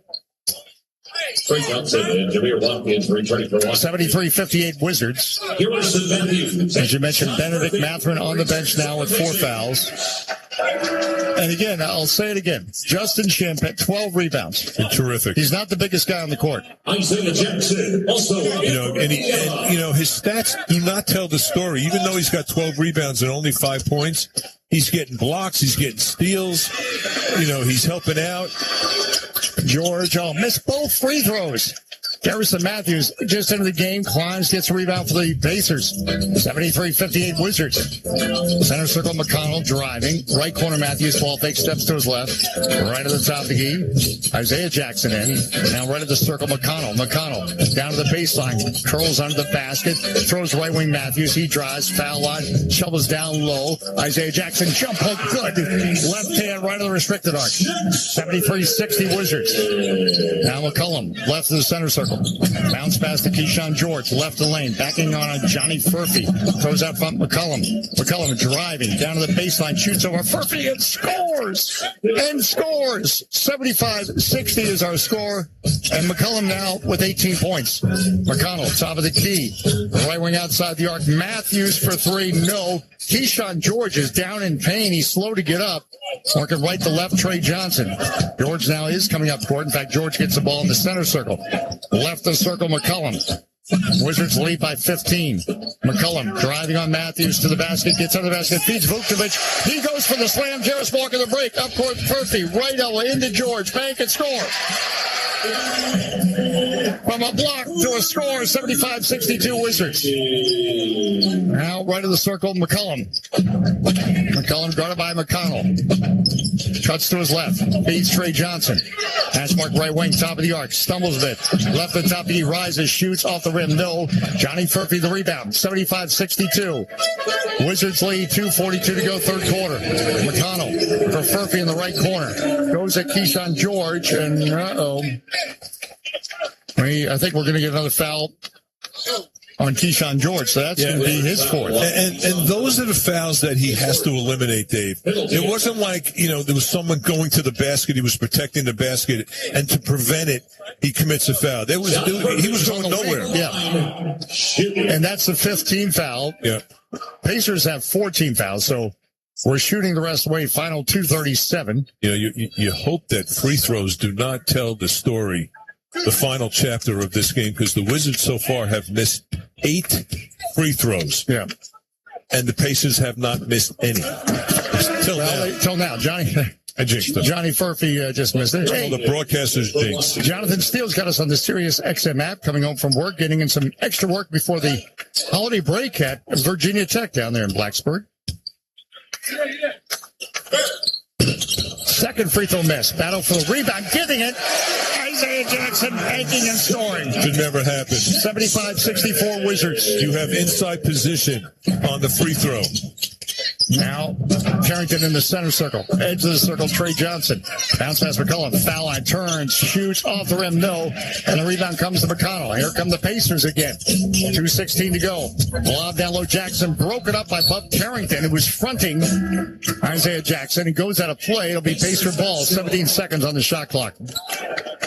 75-64 our score. Marvin Bagley the third. And for the Wizards. Marvin Bagley replaces Tristan Vukcevic. And Bagley on 13.7 rebounds this afternoon. McConnell, baseline left, throws right corner Furphy. Now front, Jarris Walker goes at Jameer Watkins, backs in right block. They're banging, they're battling. Walker gets in the lane, flips to the shot, no. And rebound, Marvin Bagley. Garris Walker denied by Jameer Watkins. 75-64 Wizards. A minute 54 to go. Trey Johnson, top of the arc, ball fake. Right elbow. Right of lane. Fade. Shoots and scores. Over Isaiah Jackson. As cool as you please. Trey Johnson now 11 off the bench. 77-64 Wizards.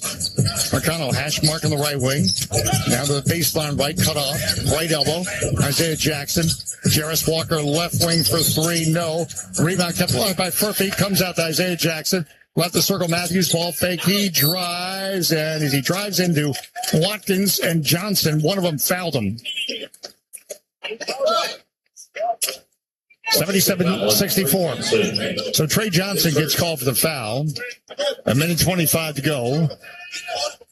Garrison Matthews. That's the line. Garrison Matthews to shoot two. And Matthews off the bench today. Just 6 points. A couple threes in the first half. Makes the free throw. 77-65. Again, at Dave J Sports, at Green Console, if you want to be a part of our get-together. There's another free throw coming for Garrison Matthews. Tony Brothers having a conversation with some of the participants. Matthews makes both. 77-66. All right. The Wizards right now with an 11-point lead. And the Wizards. Well, a foul on the Pacers. I thought I heard timeout. So the penalty and effect. So that is the 15th foul for the Pacers. Carrington makes the free throw. Less than convincing, but he makes it. 78-66. Pardon me, Trey Johnson makes the free throw. And makes both. All right, nice. Thank you. All right. Thank you. Needed that. Holy smokes. I'm sitting at the edge of my seat when they get to the free throw line. Forget about fast breaks. 79-66 Wizards. TJ McConnell left to the center circle. Guarded by Buff Carrington. McConnell cuts to his left, back to his right. Top of the arc, right corner, Furphy. Baseline. Edges in the restricted arc under the basket. Comes to left wing. His pass deflected by Watkins. Now he gets it back, shoots at the elbow, misses. Now Watkins up court to Trey Johnson. Foul line. Denied. The trailing Buff Carrington. Carrington now top of the arc. Throws it to Bagley over the shoulder. He tried to slam it. Garrison Matthews fouled him. 79-66 Wizards. 41 seconds ago. His third.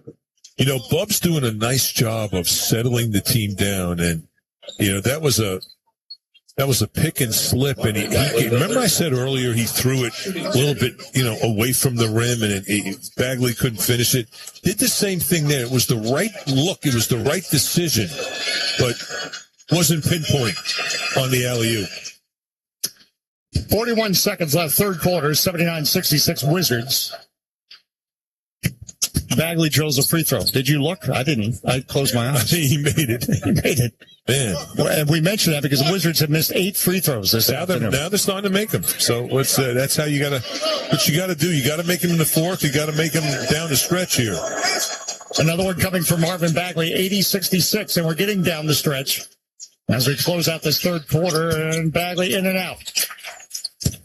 I guess 2 in a row, too much to ask for. All right, working left to right, T.J. McConnell.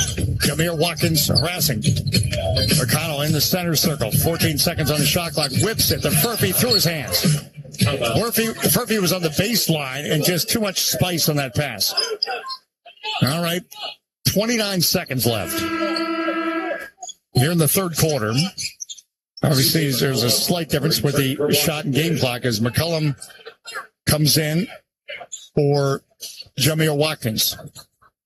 As the Wizards try to put a punctuation mark on this third quarter. Will Riley is also into McCollum in the backcourt. 5-second average shot clock, game clock. McCollum in the center circle. Clock goes down to 15. Furphy's guarding out front. McCollum, 12 seconds on the dribble. Now McConnell locked in. Left wing, Trey Johnson. Ball fake back to McCollum. Center circle. 6 seconds on the Bagley screen. McCollum, right of lane, puts up the shot off the rim. Battles for his own rebound. Knocked loose by Isaiah Jackson with 7.1 to go. So the Wizards still have a chance at the punctuation mark on this third quarter. Leading by 12, if my math, 14, my math is correct. 80-66.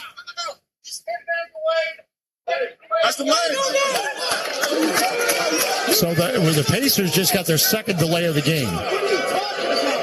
And that's a technical.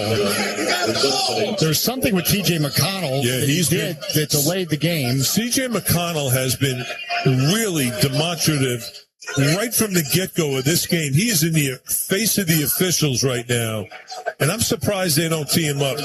He's all over John Collins, the referee.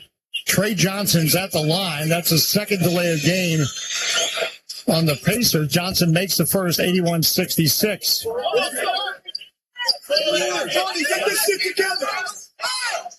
So 7 seconds left. It'll be Wizards ball. Rick Carlisle's on the court. Yep. I mean, he's on the court, demonstrative, and I'm surprised that. Wait a minute. Well, no, they're playing. Carrington based on right, inbound. I heard a whistle. 6 seconds. Matthews on him. Couple pump fakes. Crossover. Drive. Jab. Step. Fades. Right away. Off the rim. No, that's it. All right. 81-66 is our score. The Wizards on top of the Pacers. Rick Carlisle is out on the court. He is talking to John Collins, the referee.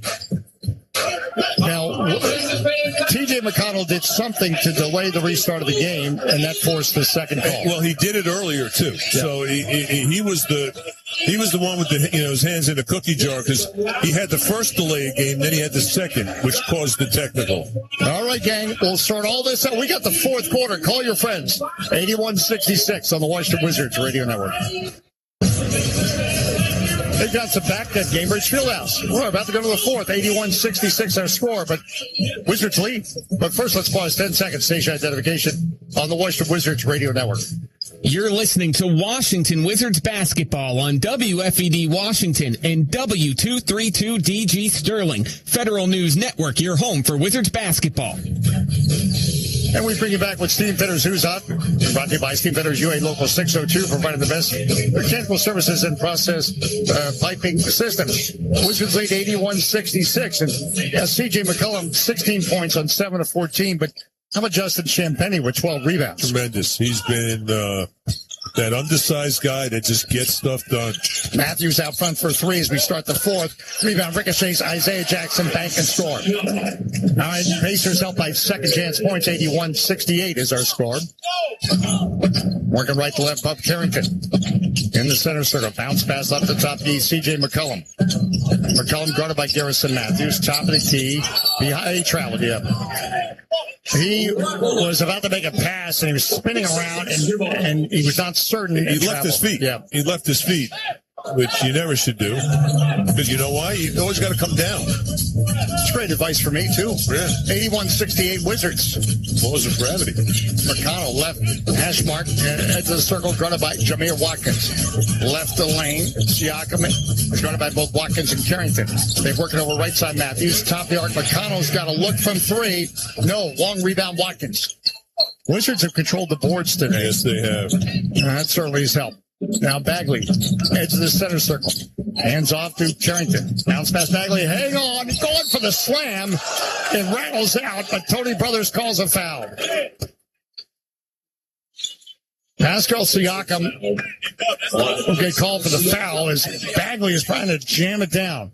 Bagley's still down on the court. 10:55 to go here in the fourth quarter.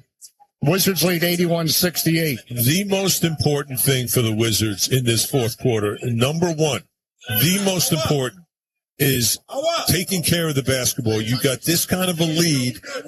You want to be able to get shots at the basket, whether you make them or not. You don't want to just not get up a look because of a turnover. If they can do that this quarter, they can hang on to this lead. Bagley at the line, where the Wizards have been less than successful today, and he misses. And you know what else they got to do? Make free throws. Bingo. That's now 10 missed free throws. Ouch. 5 have been missed by Marvin Bagley. 81-68 Wizards. You mentioned turnovers. Wizards had 6 in the first quarter, but only 3 in the second half. Hey, JC, we're looking forward to seeing you Thursday in San Antonio. Thanks for listening today Matt's out there in Northern California. Whatever, it's still foggy. 82-68 Wizards. They'll take every point they'll get. McConnell down to the right block. He's surrounded by 3 Wizards. Pass and lane is broken up and stolen by Bagley. Good defense. They collapsed on McConnell. Hand off to Carrington. Cambridge Fieldhouse logo. Love Carrington. Foul line drive. Jab step. Fades. Left side lane. Scores. 84-68. And the Pacers call a timeout as the Wizards go back up and match their biggest lead of 16. Bub doing a really nice job making good decisions. Touching the paint. When you touch the paint when you're a point guard like him, good things happen. Comes to a jump stop with 2 feet, fades back and nails it. Wizards trying to get a road win this afternoon in Indianapolis with you listening to us on the Washington Wizards Radio Network like Allison Baugh. Hopefully, we can win this one in the fourth. Back in a moment on the Washington Wizards Radio Network.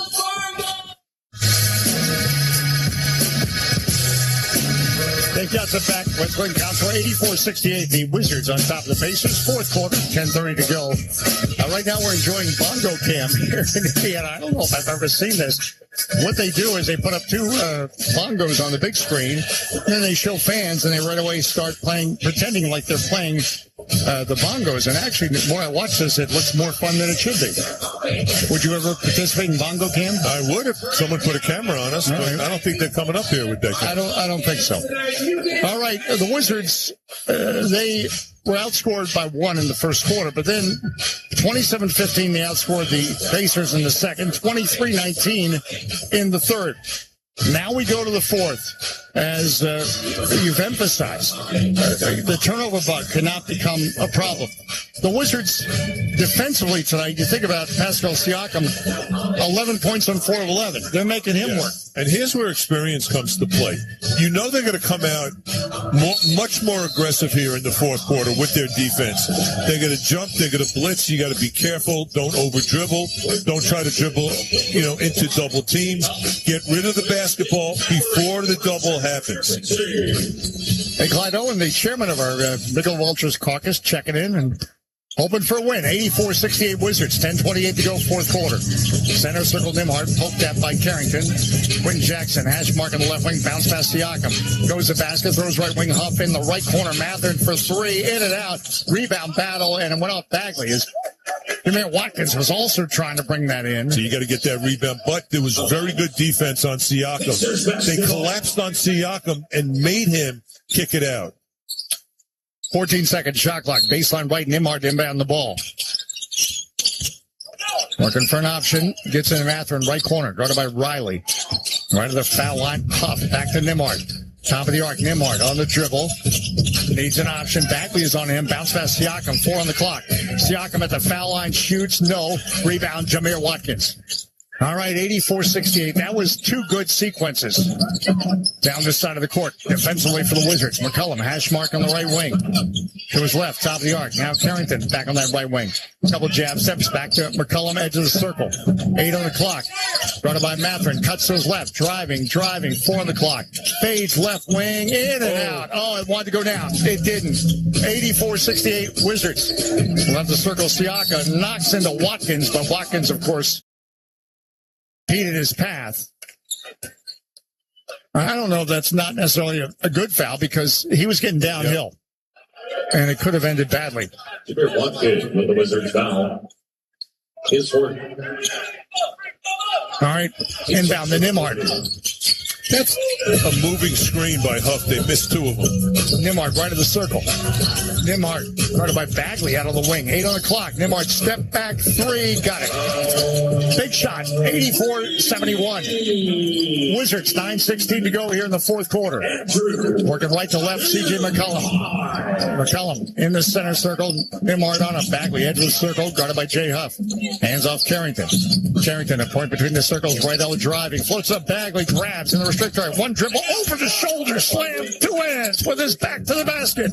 86-71 Wizards. Did that reverse dunk with Huff on him as well. Matherin driving to the basket.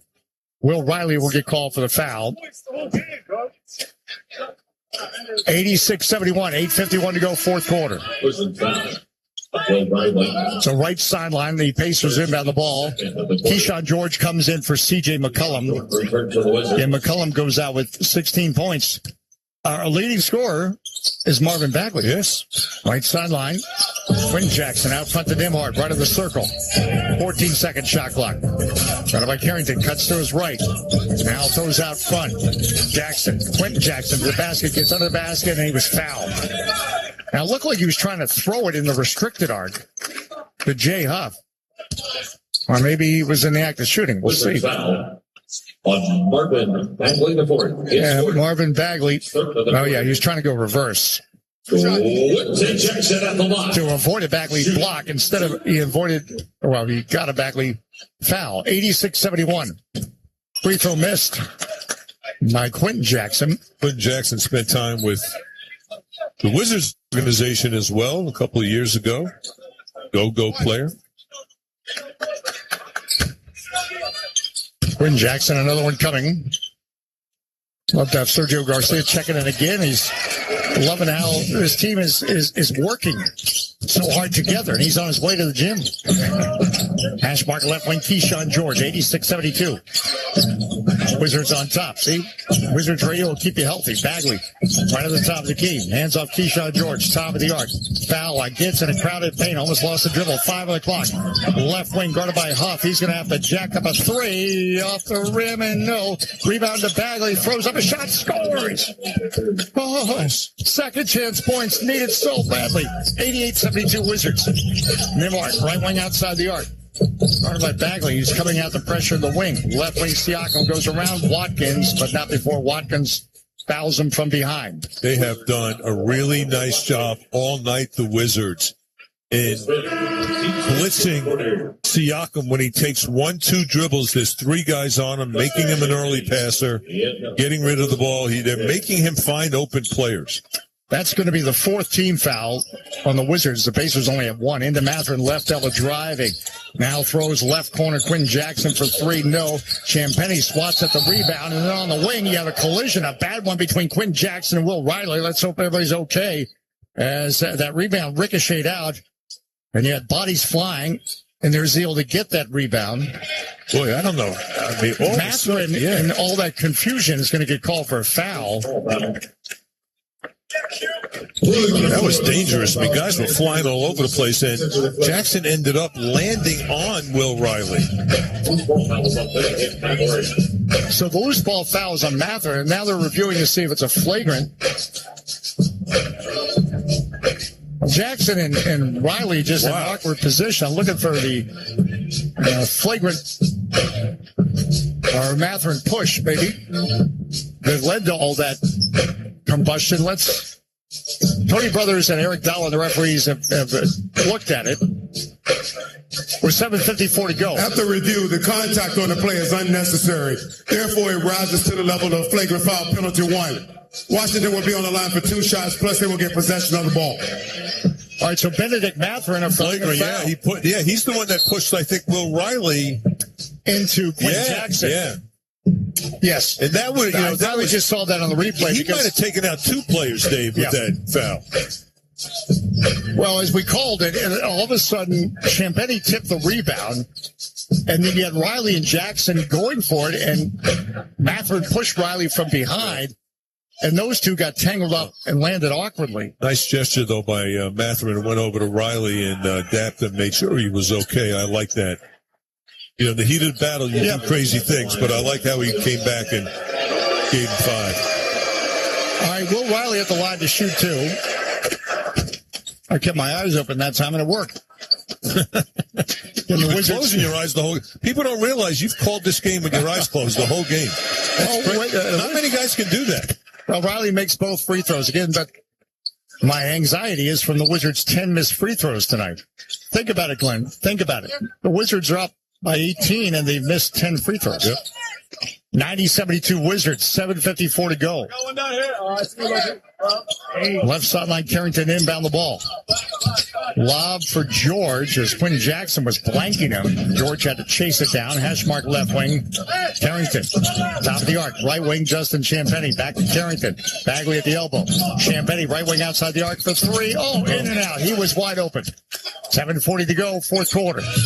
Jackson skips up court. Right wing outside the arc. Quinn now top of the arc. Will shoot a three off the rim. Champagnie got inside. Jay Huff secured the rebound. What is that? His 94th rebound? It's 13. 13. Now, Carrington, left wing Champagnie.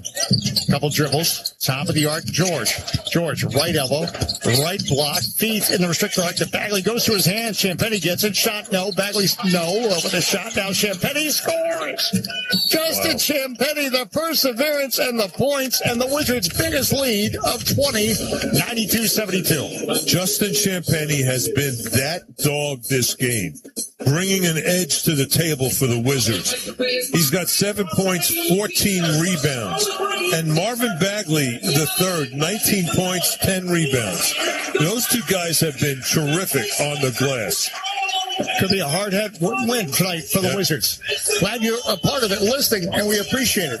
Let us know how you're finding us at Dave J Sports. Ackler and Consort, 92-72 Wizards on top of the Pacers on the Washington Wizards Radio Network. Hey, Scott Courtney, good to have you on board. Tucson, Arizona. Sylvester and Felicia checked in. And glad they're checking in now because the Wizards are up by 20, 92-72 on the Pacers. And it must be said, when they really have not let the Pacers back in this game.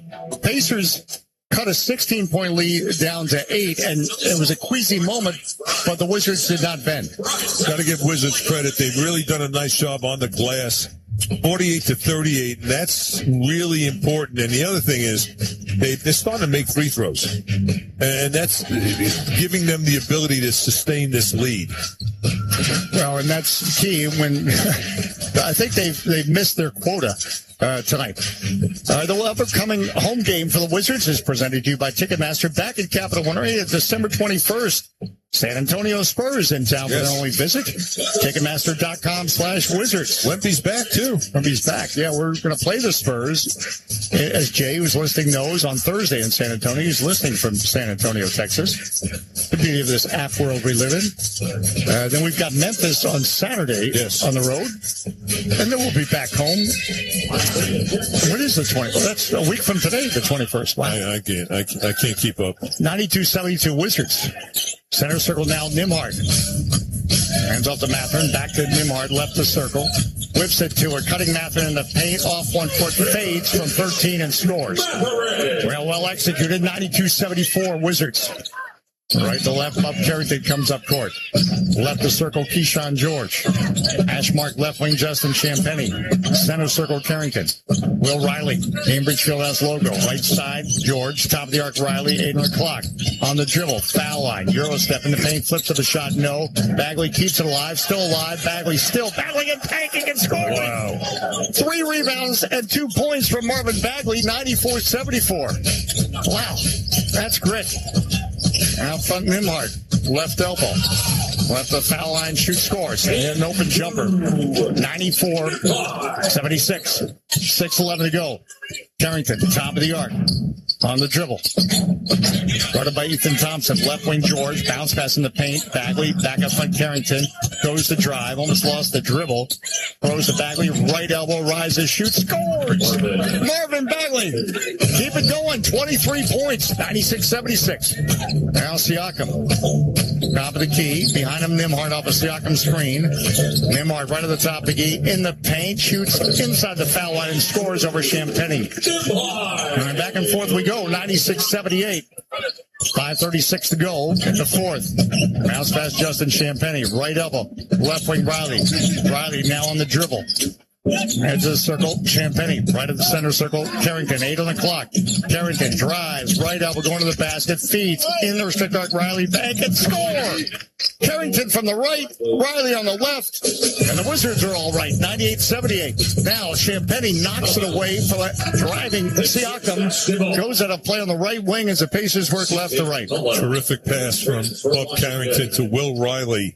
And, his poise, Will Riley, that was not an easy catch, and it was not an easy finish, and he was able to do it because of that composure.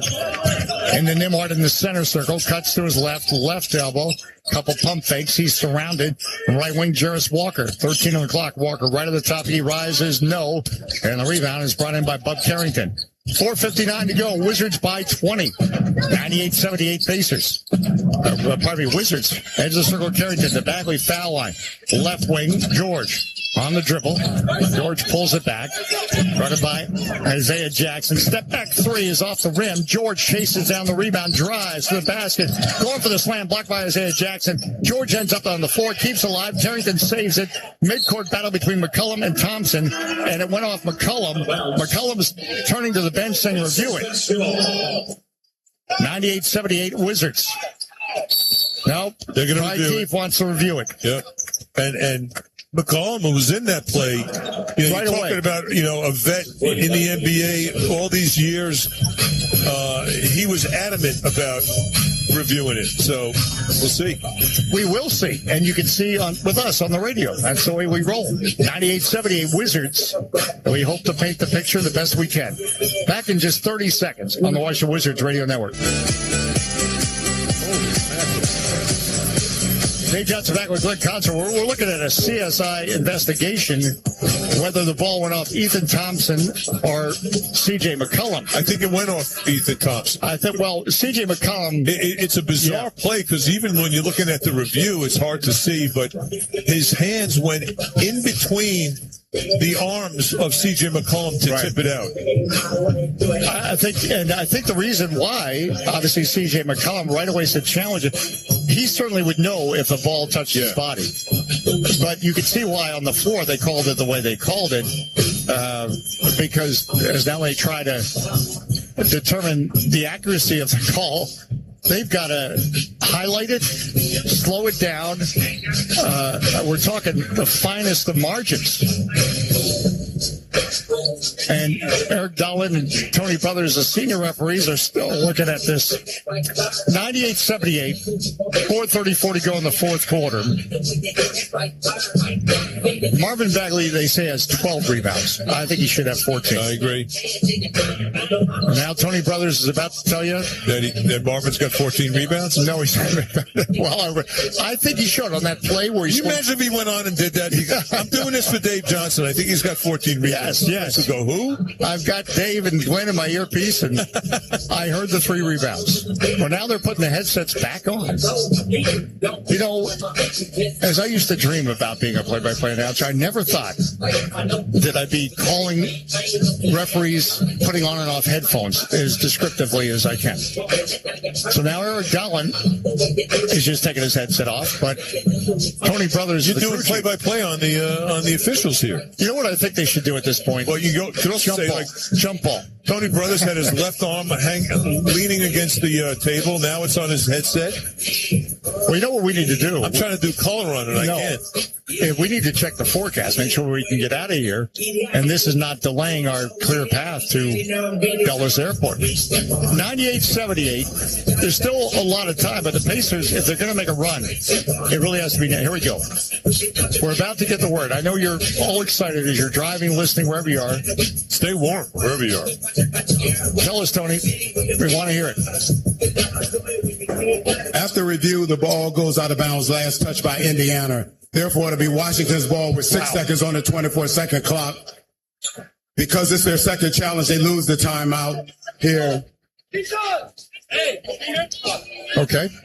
And I thought he was going to say something else. Yeah, he was going to say, and Dave Johnson's right. Marvin Bagley has 14 rebounds. And then we're out of here. We're running home. You could read it in his face. I knew he was thinking it. All right. On the left sideline, Carrington inbound the ball against 5-second shot clock. McCollum, right elbow. Gets in the paint. His runner, no. And the rebound brought in by Jarris Walker. Not a good runner. So he missed everything. And on top of the arc, Jarris Walker pass is deflected and stolen by Champagnie. Right elbow to the foul. Bang! A poster by Justin Champagnie on Jarris Walker. cocked it back, right hand, 178, Wizards' biggest lead. What a game Justin Champagnie has played. Murphy gives the Pacers some joy with the 3 out front. 4 minutes to go, 181. Now, into the circle, McCollum, as the Wizards work right to left, trying to finish this off in Indiana. Carrington, top of the arc, feeds a cutting Bagley underneath the basket, knocked loose by Walker, goes out of play. That was a good cut. Out of bounds. 3:48 to go in the fourth quarter. Wizards have been just dominant on the boards tonight. 53-39 advantage. George bounce hands into it, cutting and slamming Justin Champagnie. The Pacers asleep on the inbound. The Wizards up 102-81. So fitting for Justin Champagnie. And a foul by Justin Champagnie on Ethan Thompson. Got tangled up in Thompson's legs. Double-double now for Champagnie. 11 points, 14 rebounds. Oh, sure, give him 14 rebounds, but Marvin Bagley. All right, the shooting, as the Wizards have been over the limit. The Pacers only 2 team fouls. Shooting 2. But this is just a nice team win in the making, shall I say, as Thompson makes the free throw. 102-82 is our score. Wizards by 20. Their biggest lead, 22. And I think about 2 weeks ago we were here, and the Wizards lost 119-86. So they certainly have flipped the script this afternoon. 102-83. 3:35 to go. McCollum now in the center circle. Now right of the circle, Carrington. Carrington on the Bagley screen. Carrington right of the lane. Throws cross court, intended for Champagnie, intercepted by Matthews. Jackson under the basket. Furphy too far. Furphy circles out to the right wing. Pass to Garrison Matthews, center circle. Now Jarris Walker left of the foul line. Bounce pass in the paint.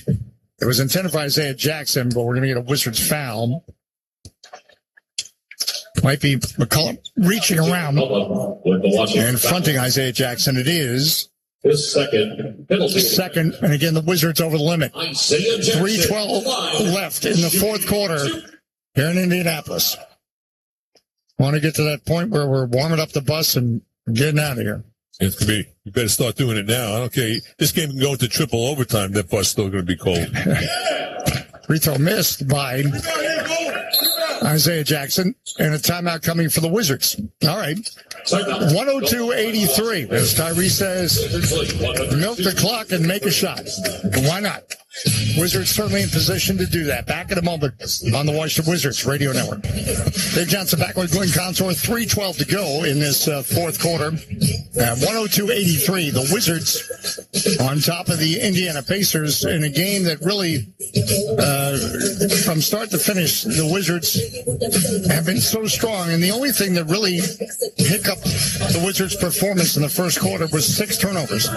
As a result, the Pacers did have a lead at the end of the first, 32-31. But Marvin Bagley, 23 points, at least 12 rebounds, 11 points, 14 rebounds for Justin Champagnie. And the Wizards might be able to pull out this victory without a 40-point or a 30-point night for C.J. McCollum. McCollum efficient. 7 of 16, 16 points. Played well. But Trey Johnson with 14 and Will Riley with 12.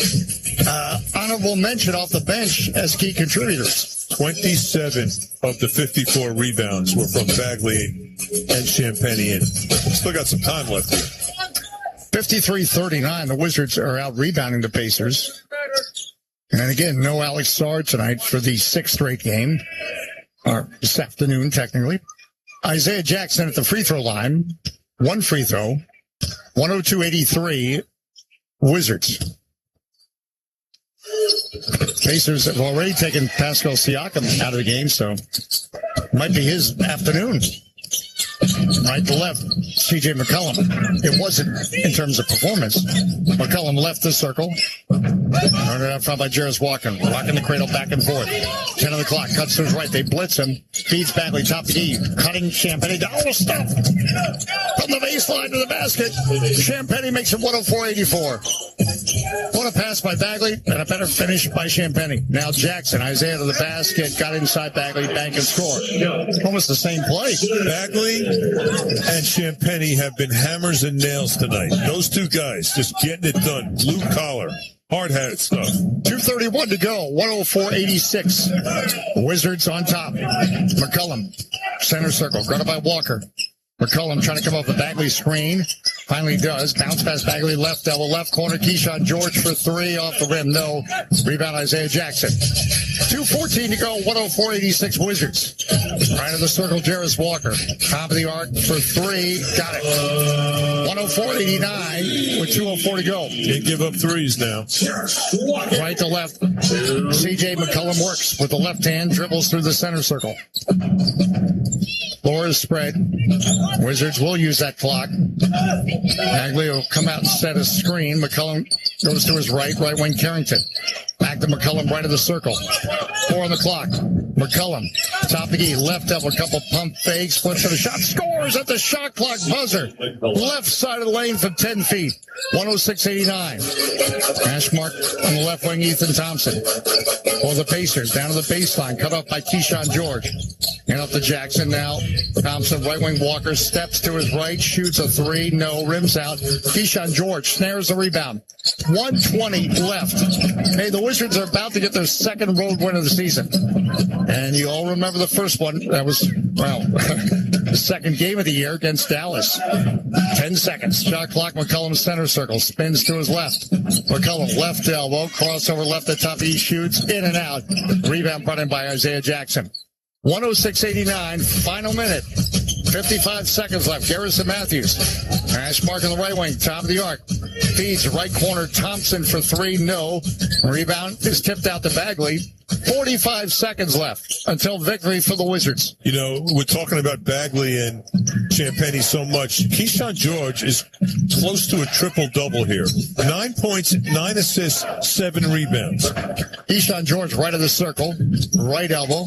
Left wing McCollum, 5 on the clock. McCollum left block to the basket. Feeding the lane. Carrington short jumper is good. McCollum had all the attention. And that might be the exclamation mark. 108-89, 20 seconds left. CJ with an assist. Thompson just going to dribble it out, I think.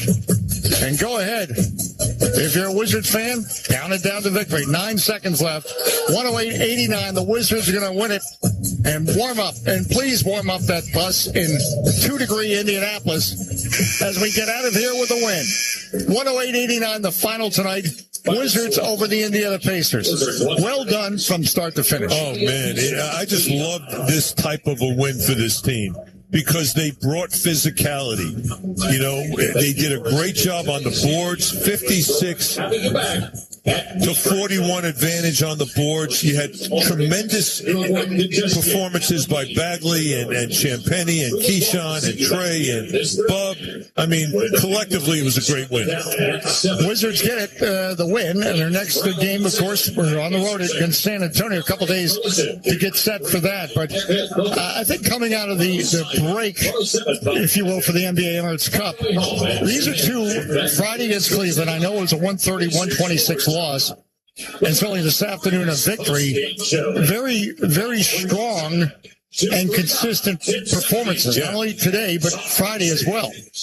And that's only bodes well. You hope that we start getting more consistent performances and not like a situation where we were here last time. Big win over Atlanta and then a 119-86 loss at the end. Too many turnovers. They cut the turnovers down in the second half. They did a better job with, attacking and playing free flow, getting to the rim. All right, we're going to be joined by Justin Champagnie, I think. We have Justin? Hello? Hey, Justin, you there? Yeah, how you doing? Wow, I think we should still credit you with 2 more rebounds. Justin. Yeah, I take them. Tremendous performance. We were just talking about how much of a team win, a grit win this was. How would you describe it? I think it's a much-needed win as a team, kind of get the flow going to come to Indiana and put up a good fight like this, be as aggressive as we were, and stay together. So I think it was really good. Thank you.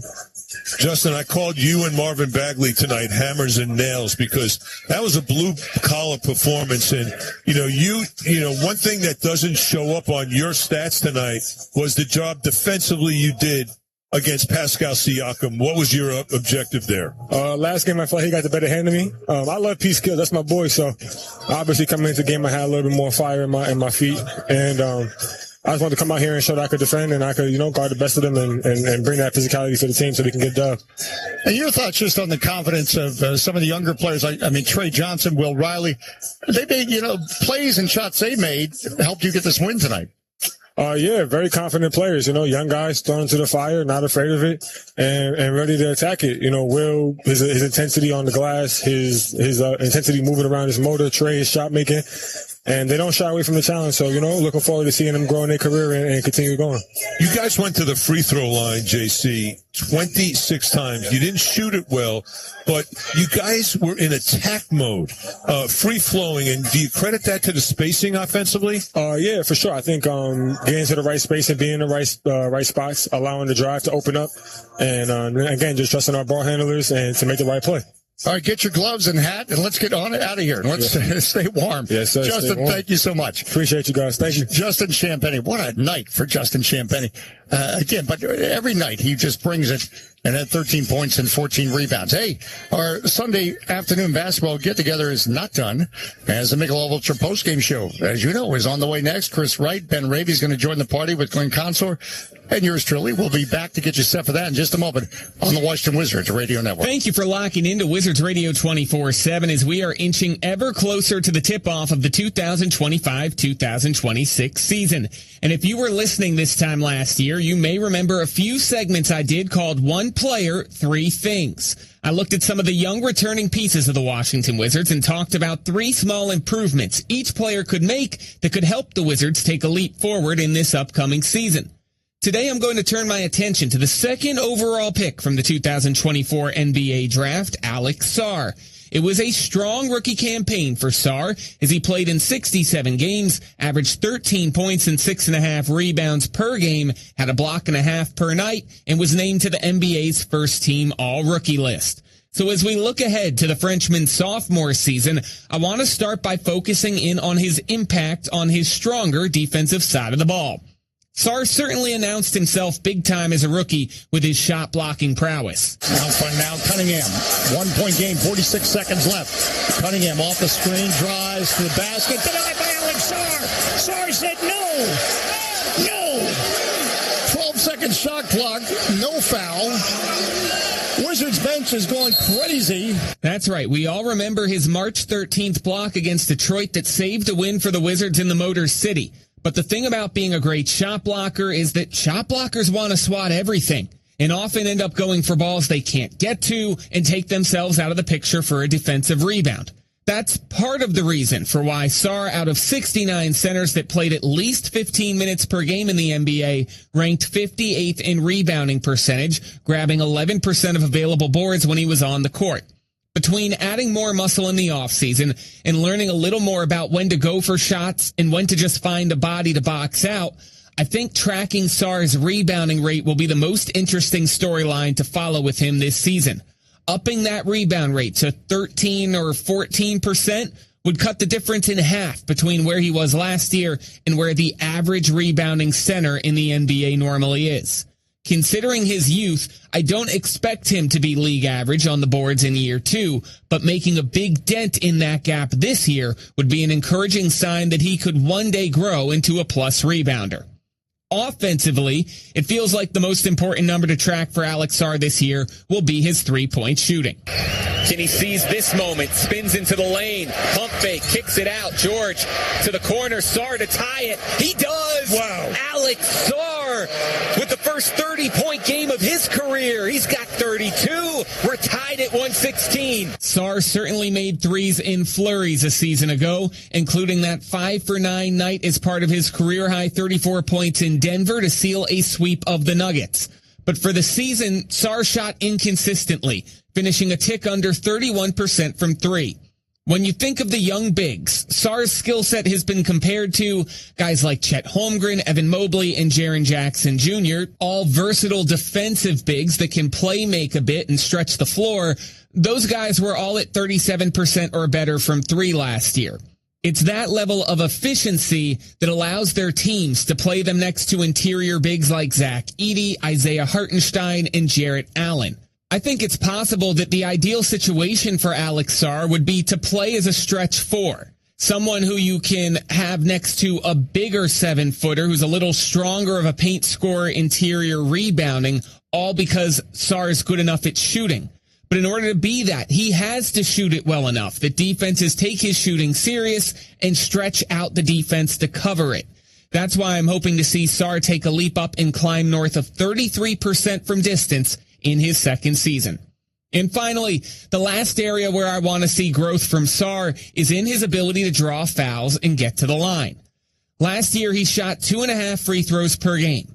That was often because he relied on jump hooks and fadeaways when he got on the block or into the painted area. Hopefully, with some added muscle and some added confidence, he will seek out more contact this season, as his combination of size, handles, and athleticism should allow him to put bigs in compromised situations so long as he's willing to lean in for the contact. My hope for Sarr is that we will see him shoot at least 3 free throws per contest, as that would put him in line with agile rim-running centers like Daniel Gafford, Mark Williams, Jalen Duren, and Jarrett Allen, all of whom averaged between 3 and 4 free throws a night a season ago. So there you have it. One player, 3 things, the Alex Sarr edition, as we approach this 2025-2026 season. Make sure to check back into Wizards Radio 24/7 all season long for progress reports on how Sarr is doing in these 3 areas. I'm Brian Albert. This is Dave Johnson, voice of the Washington Wizards. On Wizards Radio 24/7, you'll be able to embrace everything about our franchise, the great history of our franchise, some of the great names like Wes Unseld or Elvin Hayes. Every night we went out, we had to play against Hall of Fame players. You'll also hear the very latest, and not just from the players and coaches, but from writers, reporters, and broadcasters from all across the country. And joining us is Michael Lee from Yahoo Sports. Jerry Brewer, columnist from the Washington Post. You'll get insight from opposing teams, so you'll get a real sense of the Wizards' challenges as they go through this NBA season. Ball movement and defense all year have been the telltale signs. We've got you covered with the Washington Wizards. Wizards Radio 24/7 is the best app you can get. Wizards Radio 24/7.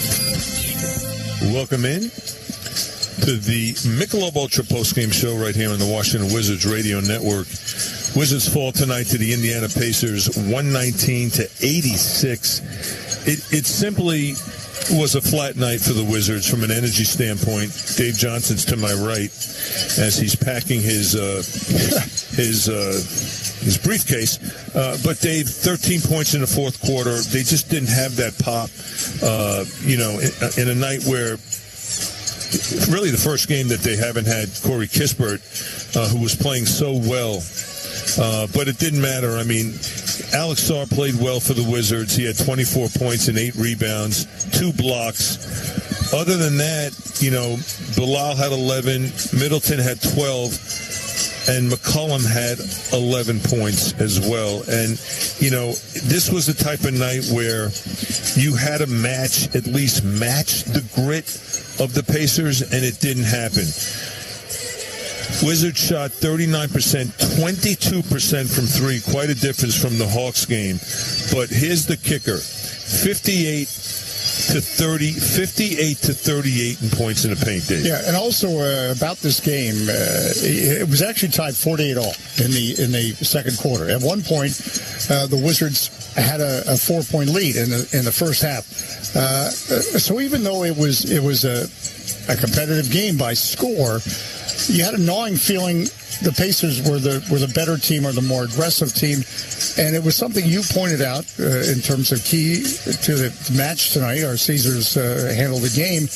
I remember specifically at one point, even though the score was close, the fast break points category was 11-1 in favor of the Pacers. So even during that period where it certainly indicated it was anybody's game, you felt like this is leaning to the Pacers. Yeah, and what the Pacers did tonight was they won in every hustle stat category. With their grit, with their determination. blowing up dribble handoffs, blowing up pick and rolls, getting their hands on balls, getting deflections, picking up the deflections. They got to loose balls, and it just showed. I mean, you look at it, 50-41 advantage on the boards, and here's the big one: Wizards had 18 assists but 17 turnovers, which led to 21 points off of turnovers.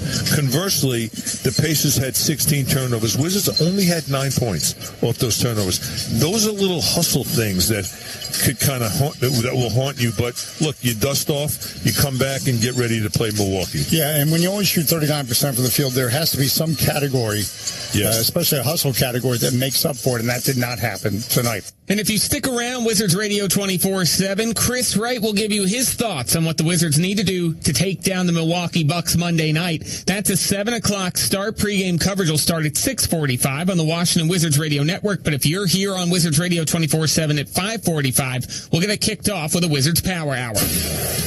Wizards Radio 24/7.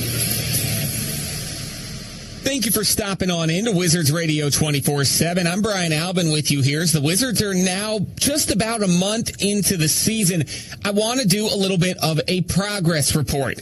You may remember just before the season started, I had a segment called One Player, Three Things. I was breaking down each individual of the young Wizards core and trying to talk about 3 areas where I wanted to see them make a statistical improvement, which I thought would be a good sign for their development moving forward. So now I want to give a progress report to Alex Sarr. I'm doing this on November 18th. The Wizards have played 13 games, and Alex Sarr is off to a nice start overall. But what about the 3 areas I was focused in on? The first one, as you may remember, Sarr certainly announced himself big time as a rookie with his shot blocking prowess. Now Cunningham, 1-point game, 46 seconds left. Cunningham off the screen, drives to the basket. Denied by Alex Sarr. Sarr said no. 12-second shot clock, no foul. Wizards bench is going crazy. That's right. We all remember his March 13th block against Detroit that saved a win for the Wizards in the Motor City. But the thing about being a great shot blocker is that shot blockers want to swat everything and often end up going for balls they can't get to and take themselves out of the picture for a defensive rebound. That's part of the reason for why Sarr, out of 69 centers that played at least 15 minutes per game in the NBA, ranked 58th in rebounding percentage, grabbing 11% of available boards when he was on the court. Between adding more muscle in the offseason and learning a little more about when to go for shots and when to just find a body to box out, I think tracking Sarr's rebounding rate will be the most interesting storyline to follow with him this season. Upping that rebound rate to 13 or 14% would cut the difference in half between where he was last year and where the average rebounding center in the NBA normally is. So the question becomes, what is Alex Sarr's progress on that end now that we're through 13 games of this NBA season? And the good news is that Alex Sarr, in terms of his rebounding percentage, is right around that area where I wanted to see him get to. I said I wanted to see him somewhere between 13 and 14%, that would be strong growth after grabbing 11% of available rebounds a season ago. Well, so far this year, he is second on the Wizards in rebounding percentage, right at 13.4%. In terms of raw numbers, he had 10 games a season ago in which he grabbed 10 or more rebounds. He's already done it 4 times to start this season. So Alex Sarr on a much faster track in terms of what he's doing physicality-wise on the boards, a great sign for the Washington Wizards. So let's go to what my second thing I was looking at coming into the season was for Alex Sarr. Offensively, it feels like the most important number to track for Alex Sarr this year will be his three-point shooting. Kenny sees this moment, spins into the lane, pump fake, kicks it out. George to the corner, Sarr to tie it. He does! Wow. Alex Sarr with the first 30-point game of his career. He's got 32. We're tied at 116. Sarr certainly made threes in flurries a season ago, including that 5-for-9 night as part of his career-high 34 points in Denver to seal a sweep of the Nuggets. But for the season, Sarr shot inconsistently, finishing a tick under 31% from 3. When you think of the young bigs, Sarr's skill set has been compared to guys like Chet Holmgren, Evan Mobley, and Jaren Jackson Jr., all versatile defensive bigs that can play make a bit and stretch the floor. Those guys were all at 37% or better from three last year. It's that level of efficiency that allows their teams to play them next to interior bigs like Zach Edey, Isaiah Hartenstein, and Jarrett Allen.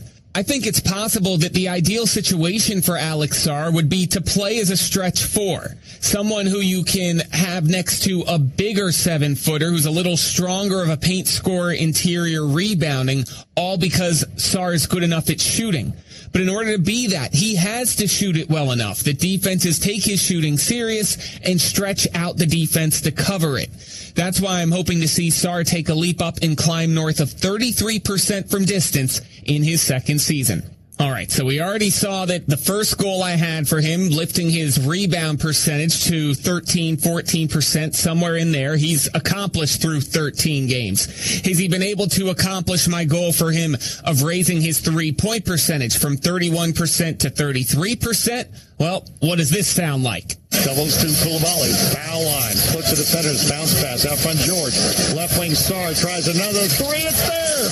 Same spot. Same result. 4-point game. 64-60. Alex Sarr 3 for 3. 18 points. Yeah, he was 3 for 3 from 3 in the first half against Boston. And so far in this progress report on One Player, Three Things, Alex Sarr is 2 for 2 because he is shooting at 35% from distance so far on the season. Part of the reason why his overall field goal percentage has gone from 39 a season ago to 52% from the floor through 13 games. Now, one of the keys to him shooting 35% so far this season, he's been a little bit more selective about when he's been taking them. He was taking over 5 attempts per game last season for the entirety of the season. So far this season, he's been only taking about 3 3-point attempts per game. Some of those looks a little bit cleaner than the ones he was taking last season. He looks more confident shooting them as well. And so what you're looking at is a 35% three-point shooter instead of a 31% shooter. So check that box as well. He is doing a good job on his progress report so far. So then what was the third and final thing where I was looking to see growth from Alex Sarr in this 2025-2026 season? Roll the tape. The last area where I want to see growth from Sarr is in his ability to draw fouls and get to the line. Last year, he shot 2.5 free throws per game. That was often because he relied on jump hooks and fadeaways when he got on the block or into the painted area. Hopefully, with some added muscle and some added confidence, he will seek out more contact this season as his combination of size, handles, and athleticism should allow him to put bigs in compromised situations so long as he's willing to lean in for the contact. My hope for Sarr is that we will see him shoot at least 3 free throws per contest, as that would put him in line with agile rim-running centers like Daniel Gafford, Mark Williams, Jalen Duren, and Jarrett Allen, all of whom averaged between 3 and 4 free throws a night a season ago. Back in present time, has Alex Sarr been able to get to that goal so far this season? Has he been shooting 3 or more free throws per game? Not quite just yet, but we have seen an improvement in terms of his free throw attempts. He was taking 2.5 free throws a season ago. So far this season, he's averaging 2.9 per game. So he's just barely missing the mark in that regard. But here's what I'm going to say. I'm going to say he's 3 for 3 on the progress report because he's not missing the mark in terms of his aggression going to the rim. 32-27, misses both free throws, but Coulibaly rebound. Riley left the circle. Sarr foul line, drives into the restricted area, bank and score on Karl Anthony Towns. Alex Sarr showing no fear, 34-27 Wizards. And finishing with the left hand there, not something we've seen him do too much going away from the basket. Sarr the rebound to keep it away from Cisse. Now in traffic, he dribbles up court. Goes Alex Sarr. Sarr, top of the arc, goes at Cisse, spins, top of the restricted area, jump hook, no, battle for the rebound, tip and score. Love that. Alex Sarr right back at Moussa Cisse, and the Wizards are ready for this. They have the lead finally. The reality of the situation is that part of the reason we're not hearing Alex Sarr get to the free throw line so much is because he's been finishing so efficiently around the basket. A season ago, Alex Sarr had just 5.8 points in the paint per game.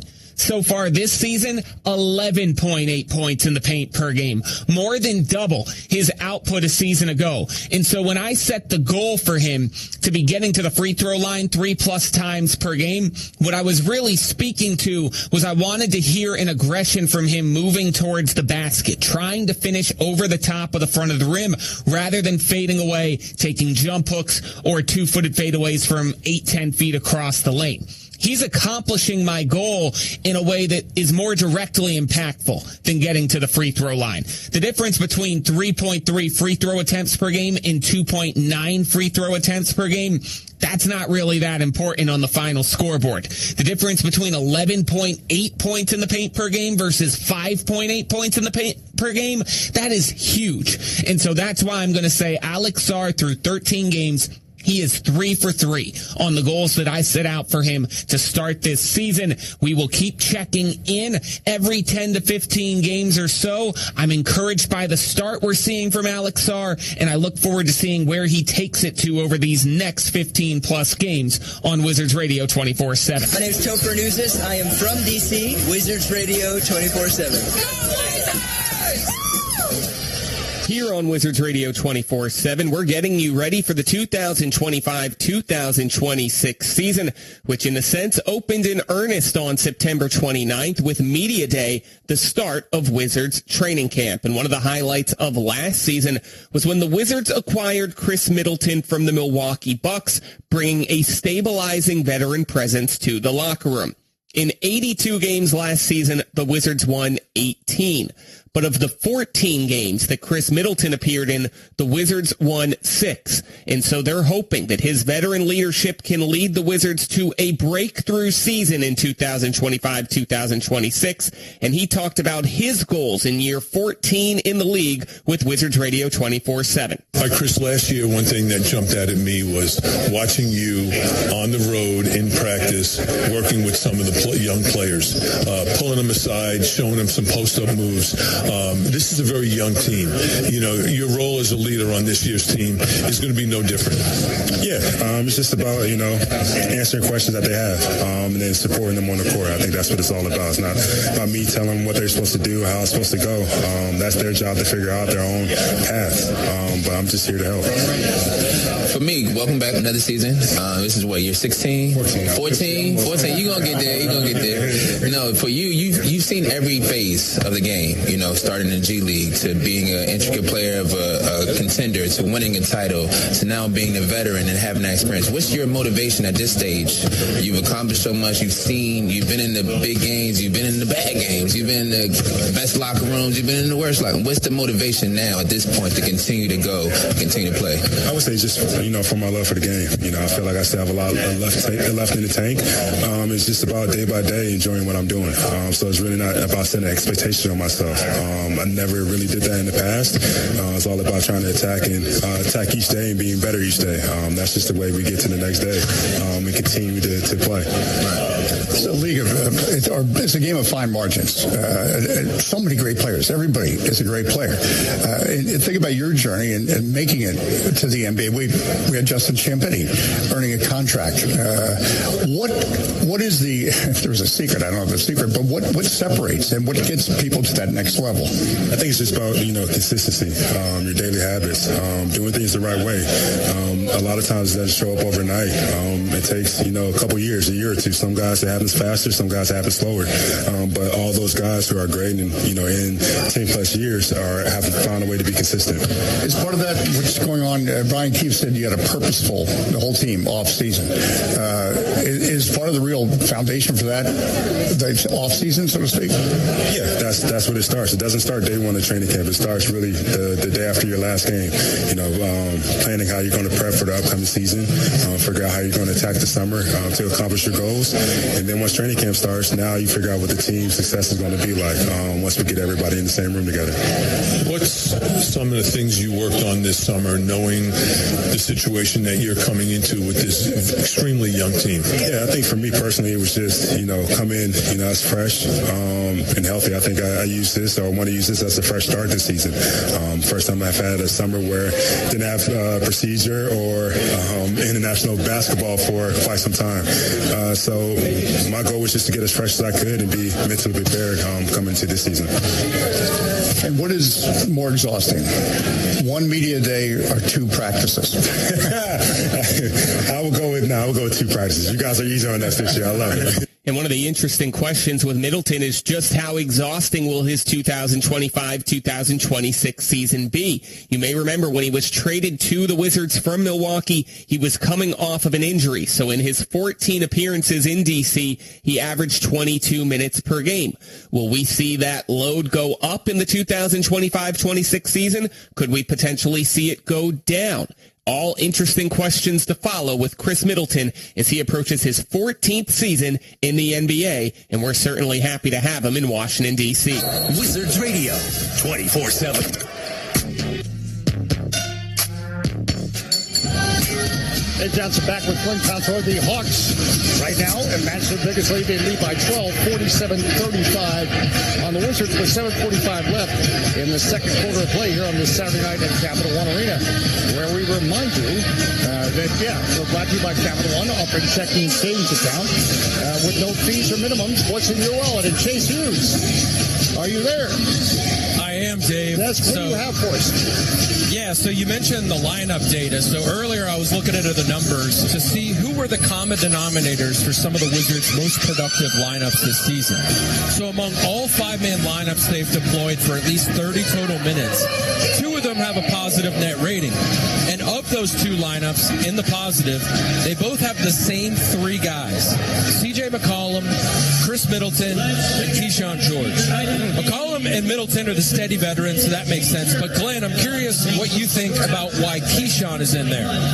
Well, Keyshawn has a very unique feel for the game, and he doesn't force things. He lets things happen. He doesn't.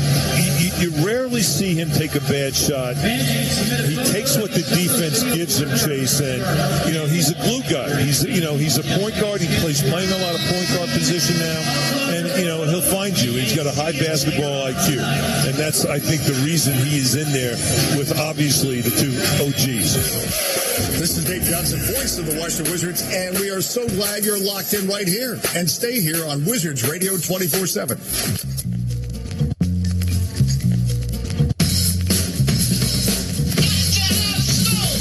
3, that's a magic number. Yes, it is. It's the magic number. As we roll along here on the Wizards Power Hour, it's time for another edition of One Player, 3 Things. I'm taking a look at the returning pieces of this Washington Wizards young core and highlighting 3 stats where a change upwards could lead to an improvement in their games. And today we're focusing on third-year man Bilal Coulibaly. Coulibaly is yet to take the court this season as he continues to heal from surgery to his right thumb that repaired a ligament tear. This, of course, a different injury than the one that ended his 2024-2025 season when this happened. Right to left. Coulibaly shadowed on that backcourt by Lawson. Coulibaly in the center circle. Bounce pass over on the right side. Vucevic to Coulibaly. Foul line drive. Poster out of battle. Then Coulibaly ends up on the deck. Did not like the way he came down.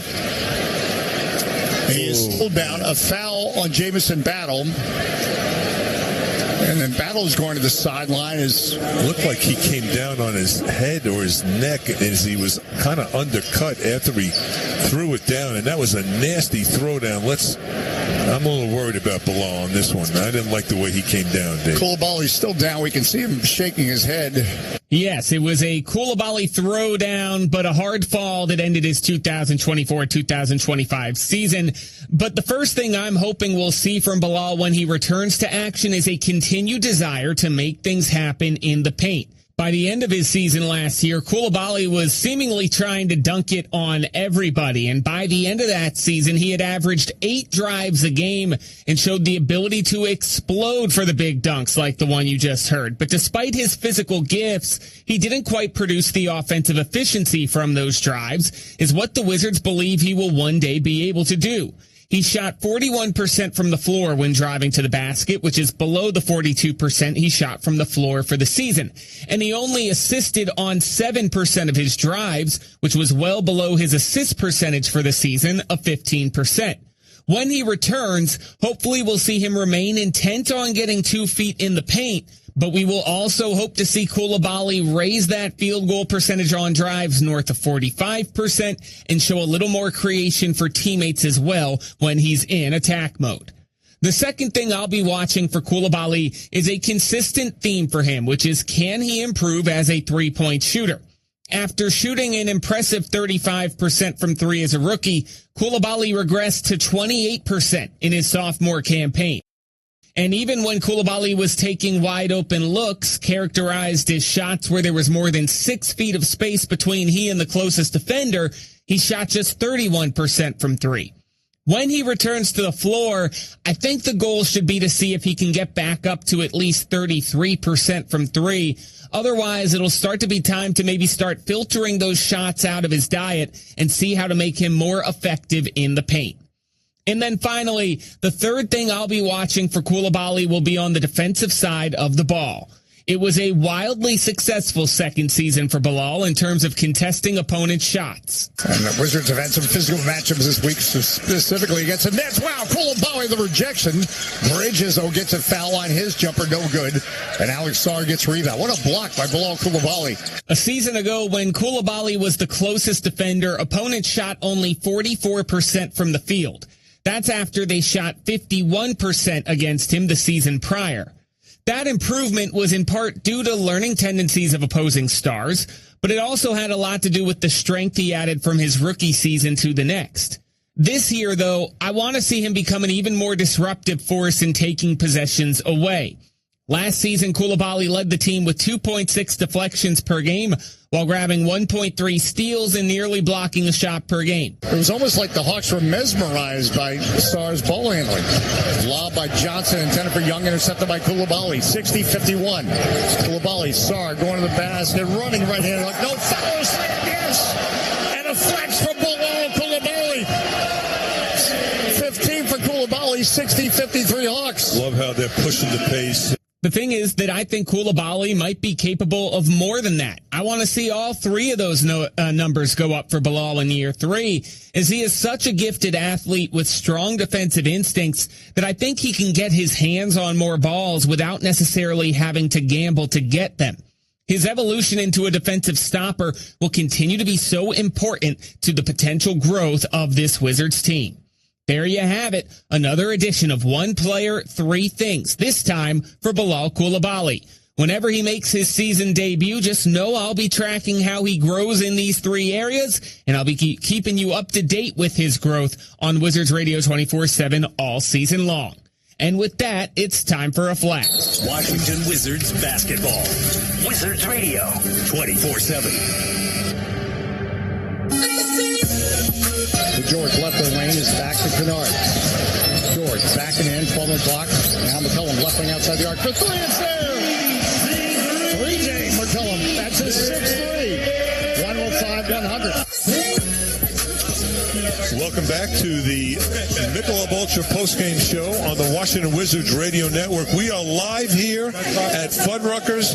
I got my two best friends, Chase Hughes and Bijan, my two best friends, and Dave Johnson is with us as well. Now, Wizards lose tonight, 131-119, but a much better performance by this team offensively. And I do want to say one thing before I turn it over to you, Dave. The Wizards have the most players under 22 years old, right? Can you hear me, everybody? Yeah. Than any other team in the league. They also have those young players under 22 have logged in coming into this game 3,000. Chase is going to like this. 3,092 minutes, almost double of any other team with young players. So this is why this is growing pains. This is a very young team. We're going through it right now, but the valuable experience that these guys are gaining is immeasurable. Dave, take it over. All right, we got Aaron and Megan here, and I want to bring them in because they're not fiancé yet, but eventually we're going to start doing weddings on the air because but you brought Megan. This is her first game tonight. First Wizards game. Right, so how did you convince her? All right, yeah. Now you're with us for life. So what was the pitch to get her to come to the game tonight? There wasn't much of a convincing. I'm a big Wizards fan. Wanted to come and tag her along. Yeah, no. And what did you think? I know the result not good, but what did you think? I was excited. I had a good time. Yeah, do you like basketball? Okay. So we're working on it. Do you like Aaron? I do. Yeah. Do you like? All right. That's See, good. that's a real sacrifice. She'll eventually be a basketball fan. Alan, I got to get you in here because with Mel, this is Alan and lovely Mel from Loudoun County. So now you listen at night when you're. What are you guys usually doing? Puzzles or something? Yeah, puzzles or games. Yeah. So that's the beauty of radio, isn't it? The multitasking. Yeah, exactly. I like to get things done. Check things off the list. That's the problem with TV. You don't get anything done. With radio, you get it. Yeah, exactly. And we're learning so much from you. We're learning so much from Glenn about the stats and Chris Wright's analysis. It's fantastic. Yeah. And then we got Chase Hughes, and let's hear for Chase and Bijan Top from Monumental Sports Network. As we got the whole crew. Anyone else have anything they want to say? Dave? Okay. Dave. Where's Dave? There's Dave. Yeah. Come on up, Dave. You got the red sweater on. What's your thoughts on things or make sure he's not a Hawks fan. No, he's not. No, not a Hawks fan. My wife is a Hawks fan. Full disclosure, but I'm all Wizards fan. I'm happy with the team. They're doing what they said they were going to do. They have a plan. The outcome of that plan is sustained playoff level performance, and so I'm perfectly happy with the way things are going. They're trying hard. No, that's good. Good stuff. Let's hear for Dave. Good stuff for Dave, because that's part of the plan that Will always has to say. Dawkins, there's no shortcuts, and when you make now I'm hearing myself over the audio system here. We're a high class operation. You wouldn't believe this show here. Let's get Sergio Garcia in here. I got to bring Sergio in. He's got Garcia Brothers Detailing. I go to him, and your car will look. Don't buy a new car. We don't have any car sponsors. It's cheaper when you go detailing with Garcia Absolutely. Brothers. And it's an absolute honor to be talking with you guys. Glenn, I haven't seen you at the gym recently. I'm there, man. Hey, I'll see you this week, all right? I've been there. I know you're working hard, all right? I'll see you at the gym soon, all right? Just missing each other. Honestly, I was actually listening to the radio on the way to the game recently, today, and Glenn, you mentioned that Will Riley could have been a lottery pick next year if he stayed in the draft. Yep. This is a guy that really needs to get more minutes. Will Riley is a key player to our future, so I absolutely love his game. He's a 6'10". He's a guard. I mean, he's a small forward, power forward, but he plays like a guard. He's absolutely an incredible player. So this is a guy, I actually got a bone to pick with Coach Keefe. He's the guy that needs to finish every single game for the rest of the season. This guy is an immense talent. So I'll let you talk to him about that. Please put me on. I would love to say something about that. Thank you, Dave. All right. Thank you, Glenn. Like you said, Will Riley. What do you all think of Will Riley and what he is doing? Love him. And again, Glenn's statement was that if he stayed in college another year, he'd be a lottery pick. So we're developing a lottery pick right now. And you know what, Dave? I don't know if can they hear me now? If we're coming closer so you can hear Glenn. This is what I said about Will Riley this summer is that with all the young players that the Wizards have, think about it. Bilal still very young. Trey Johnson very young. Champagne's still pretty young, right? Who am I missing? The young players. I mean, Vucevic is young. Vucevic is young, right? Keyshawn is young. Of all those guys, there is a very good chance that once Will Riley's body gets stronger, he could end up, it's possible, barring no injuries, he could end up the best player out of all those guys. Yeah. That's what I believe.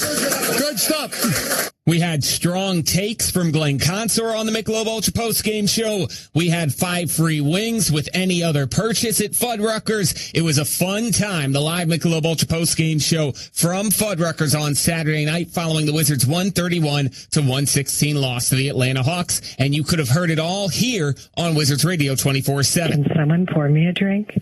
It's time to get back to the radio party with Dave and Glenn on the Washington Wizards Radio Network. Glenn Consor is still to come on the Michelob Ultra post-game show. Brian Albin getting you started off here from the D.C. studios is Dave Johnson, Glenn Consor, Chase Hughes, and Bijan Todd. They are moving from the arena over to Fuddruckers on 7th Street as we speak. So in just a little bit, the live portion of the Michelob Ultra post-game show will commence over from Fuddruckers on 7th Street in Northwest D.C. in Gallery Place. If you're leaving the game right now, why not just turn and walk on down there, hang out with the gang for the Michelob Ultra post-game show. As for tonight, Wizards fall to the Atlanta Hawks 131-116, and it's time now for your plays of the game. Starting off with the Capital One easiest decision, courtesy of Malachi Branham. Sean heads to the circle, poked up by Krejci, right wing Branham, splits the defenders, gets in the paint, down on the left wing for three. Wide ice in the paint. It is a 4-point game again, 97-93. Kennard center circle, no. And the Wizards go to the fourth quarter, down by 4. Tell you what, that was a spectacular pass by Malachi Branham. NBA coaches do is they teach touch the paint. It draws the defense in, and then you play the kick-out game, which is what Atlanta's been doing a lot of this tonight. Well, that time Branham did it. Got into the paint, looked reverse. Will Riley's been spectacular.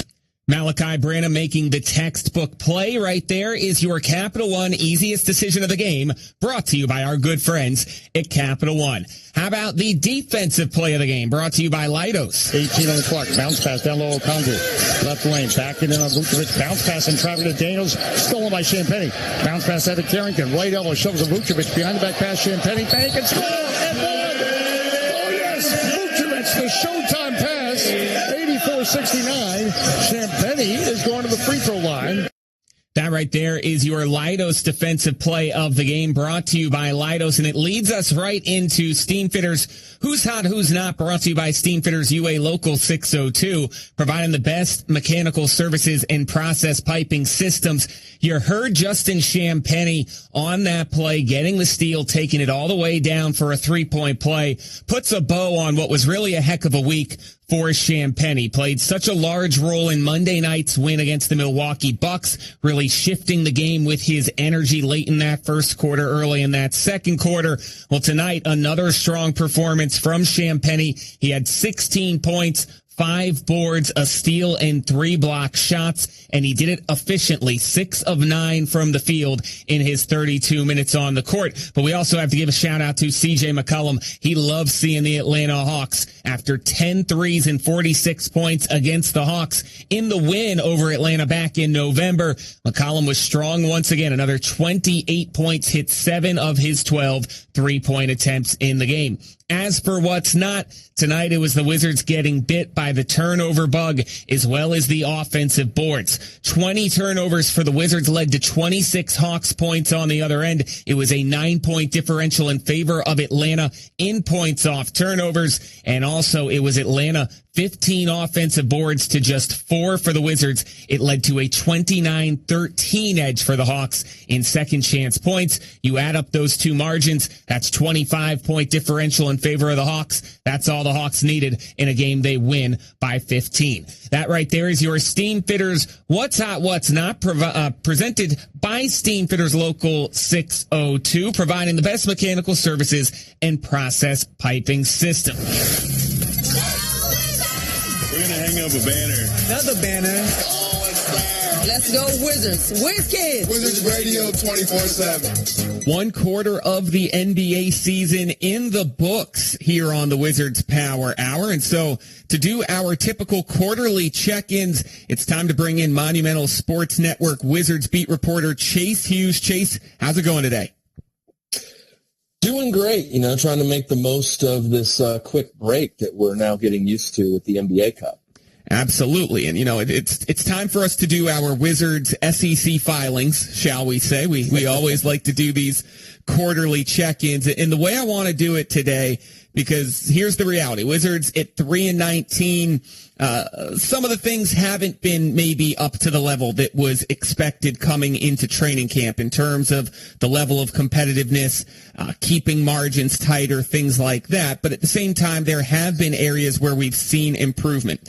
So I'm going to play the role of negative Nancy. I'm going to point out something that doesn't sound good, and you're maybe going to paint the picture, give us some of the context, which maybe shows how there is some progress being made, and maybe we'll start to see the results turn around in this next quarter or one of the quarters ahead. How's that sound?